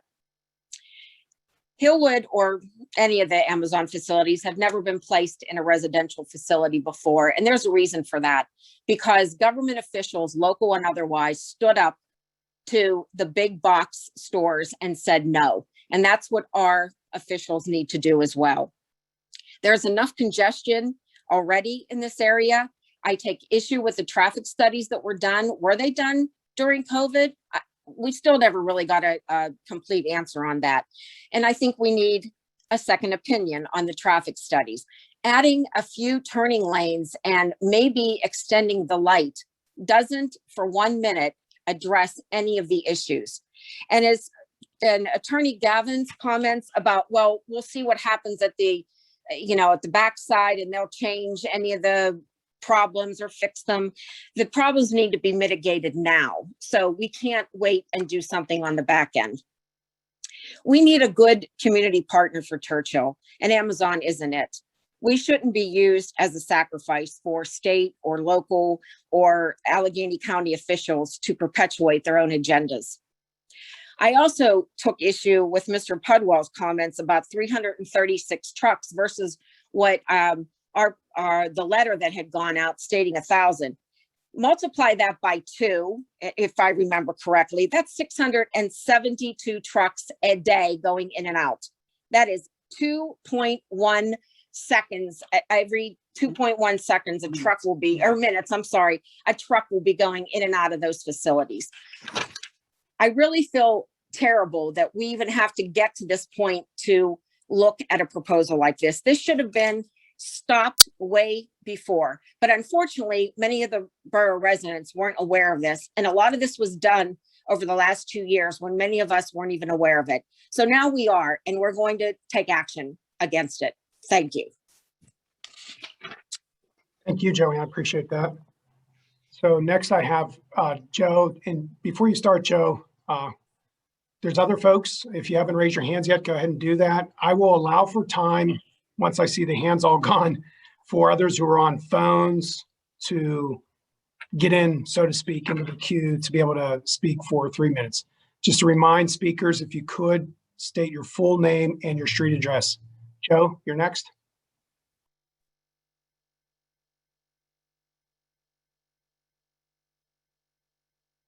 I can't seem to get my video to work. Oh, there it goes. My name is Joe Kotelnicki. I live at 2326 Marbury Road with my husband, Michael O'Brien. And a lot of things that we wanted to touch on have already been said.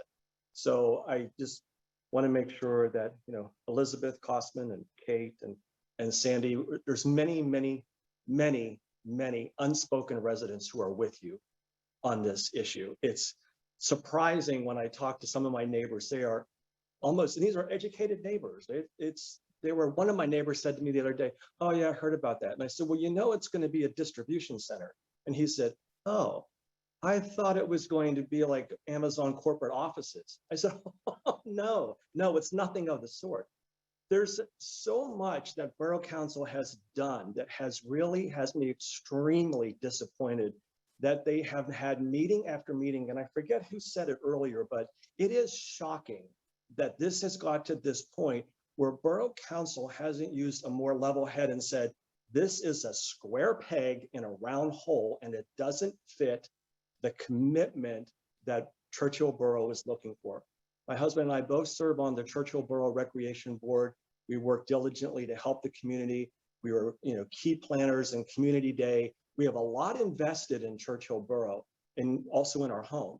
And when we see this coming right across from us, and we live right below Greensburg Pike, I just can't fathom how this is a good fit for school buses and across from Pace School and across from the high school. And it just doesn't make any sense why Borough Council has entertained this proposition to the point where we are at today. It really shocks me. And I do agree with, I think it was Kate who said, or somebody, maybe Sandy. Anyway, several people said, you're going to see, they think there's going to be a property value increase. It's going to be a mass exodus. You'll see a lot of people who have their homes in the $300,000-$400,000 range who are just going to get out now. And that will subsequently snowball to lowering property values because the market will be flooded with people trying to get out of this area. don't do this. Don't do this to the Churchill Borough residents who pay taxes. Seems to be a lot of people chiming in who don't pay Churchill Borough taxes, yet they're very interested in developing the region. So am I. I'm interested in developing the region, but not at ruining the value of Churchill Borough and its residents and what we strive to achieve here.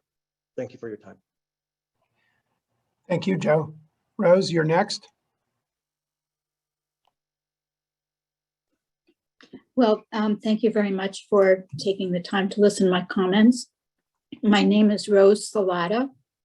My husband and I, Lawrence Sheck, live at 1921 Garrick Drive, and we've lived in Churchill for 32 years. And I want to just actually say ditto to everyone's strong opposition to this ridiculous project that will destroy our borough. If you go on Hillwood Development Company website, their mission statement is, we bring strength, stability, and integrity to each project. Their company is rooted in timeless principles of integrity, character, respect, excellence, and teamwork. What has been presented for our bedroom community completely goes against what they state as their mission statement. They say that they develop things to live smart. I think the whole idea of revising the current plan and pinching it here and sniffing it there, and no, it needs to go in the garbage can. We need to start over with something that all of these wonderful residents have stated about the love of Churchill and why we live here and why we stay versus why we would move needs to be listened very carefully, very carefully. I thank you for the time. Thank you, Rose. Next is Garen, please. Hello. Yes, my name is Garen Ardash. I live at 3405 McCready with my wife. We've been here for 4 years. We learned about this and we were skeptical to start with. So we wanted to educate ourselves. We've gone to the website, we've looked up some information. I have to say now I am exceedingly skeptical of this. And I'll give you the reasons, and I think you should strongly consider them. First of all, I want to say I appreciate the council asking what I think are good questions during the meeting. I thought they were very good questions, but I think we all ought to recognize the information we got from just Hillwood, 672 trucks, that's 336 going out. That's every 24 hours, every 4 minutes, you're going to have one merging onto the parkway. You're going to have increased traffic, you're going to have increased accidents, and sadly, you're going to have increased deaths. I mean, that's just a fact of it. We're going to have increased wear and tear on the road system. Basically, as people have said, it's going to just destroy the road system around there. You're going to increase the traffic. I agree with the other residents. Home values are going to go down. And it's sad because it's a beautiful community and this is not the place to put something like this.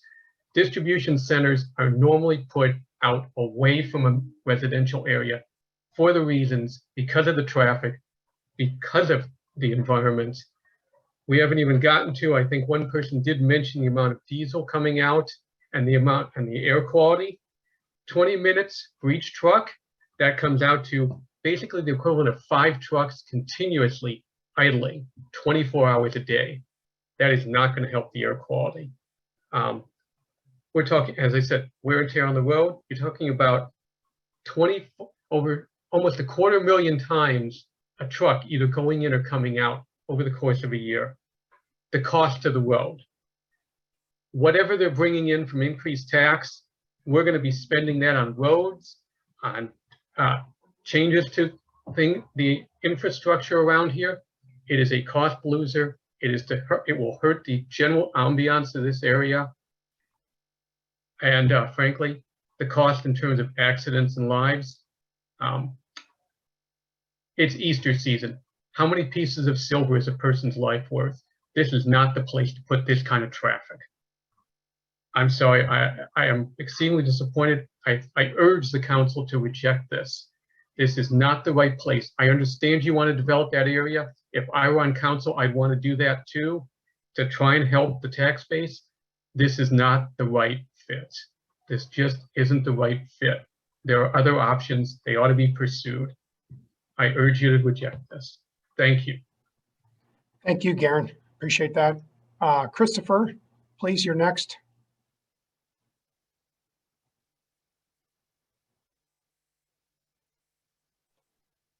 Thanks. Christopher McMullen, 830 Graham Boulevard. Thank you to the council for the work that you've done so far. I am in favor of the project. I have listened to every single YouTube recording that has been put out there. Councilwoman Law made a good point in one of her analysis of the project, in that there are no other options.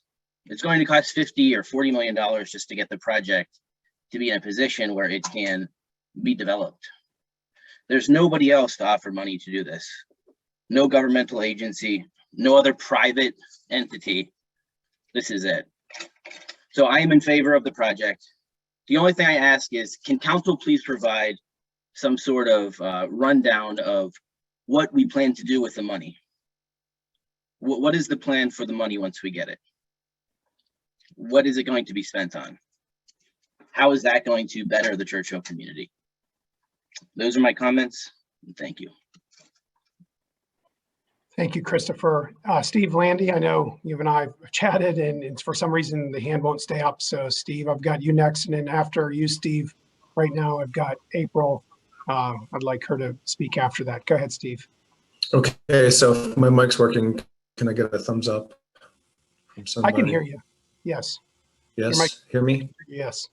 That we're good? Okay. No, I'm getting difficult. Okay, so if you guys can, no, thumbs down. I'm still hearing you. Can't hear me? Okay. It says my internet connection is unstable. But I'll just run through this real quick. Beulah Road resident since '72.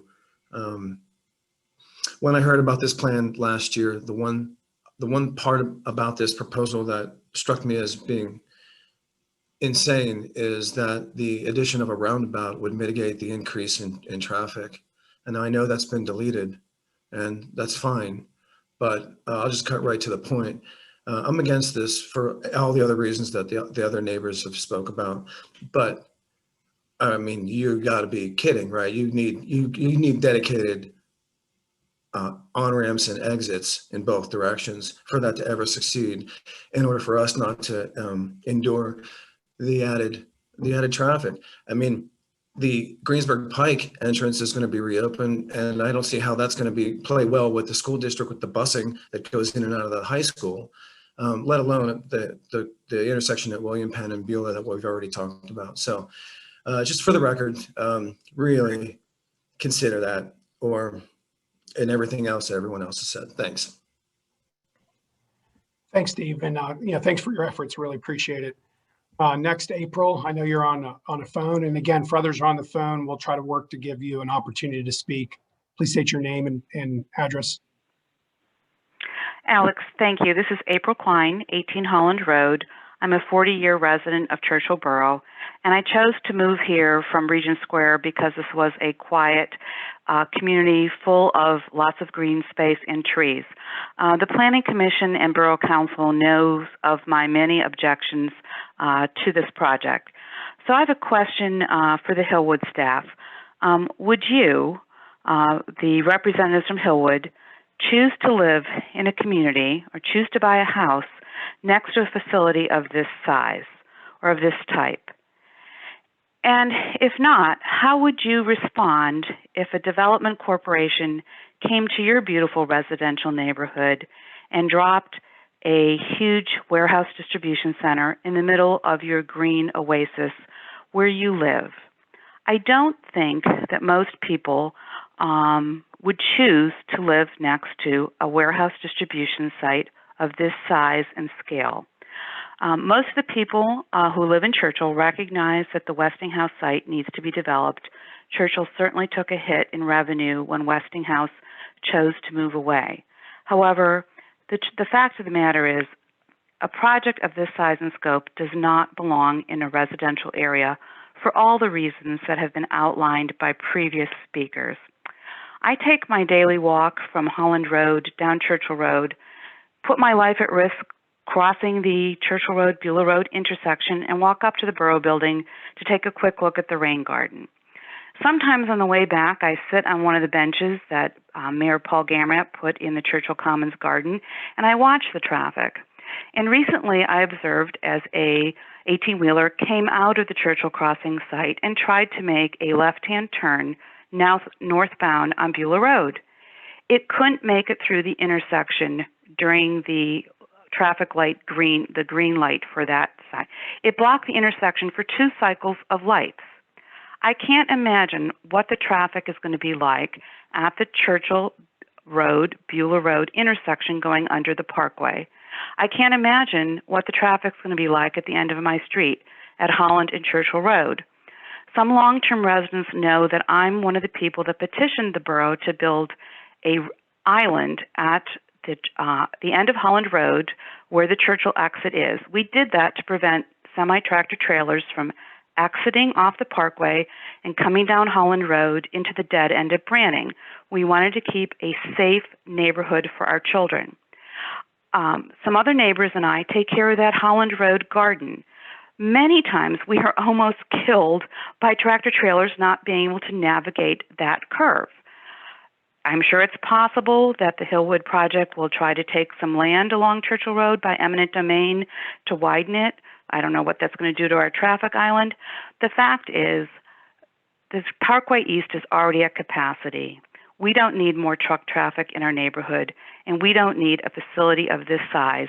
And I think if the people who are representing Hillwood tonight are honest, would they really want to have a facility like this in their backyard? Would they like to walk out on their deck or patio and look at 24/7 lights, 24/7 noise? I think not. Thank you very much. Thank you, April. So right now, as I look through the list of people who could speak, I don't see anyone with their hand raised. Again, just want to encourage you, for those who weren't able to speak tonight for whatever reason, you can submit comments to me, Alex, at churchillborough.com. You can find my address as well on the website. Thank you to all the speakers who spoke tonight. These are certainly comments worth hearing. And I'm sure glad most everybody stayed with us the entire time. We have about 75 participants. We had a high of about 90 participants, and we have a half a dozen people on Facebook watching us as well. So just want to thank everybody for participating with that. Madam Chairman, I'd like to hand the meeting over to you. Okay, and thank you very much, Alex, and thank you all for your comments and questions and issues. Obviously, we'll take them all under advisement. This is not the last meeting.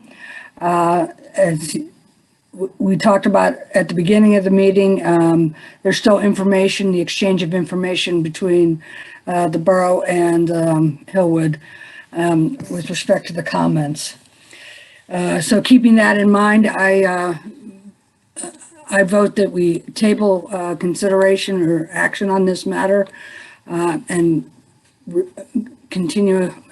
adjourn the meeting and take it up in the next Planning Commission meeting, which is 1 month from tonight. Do I have a second? Second that. All in favor? Aye. Then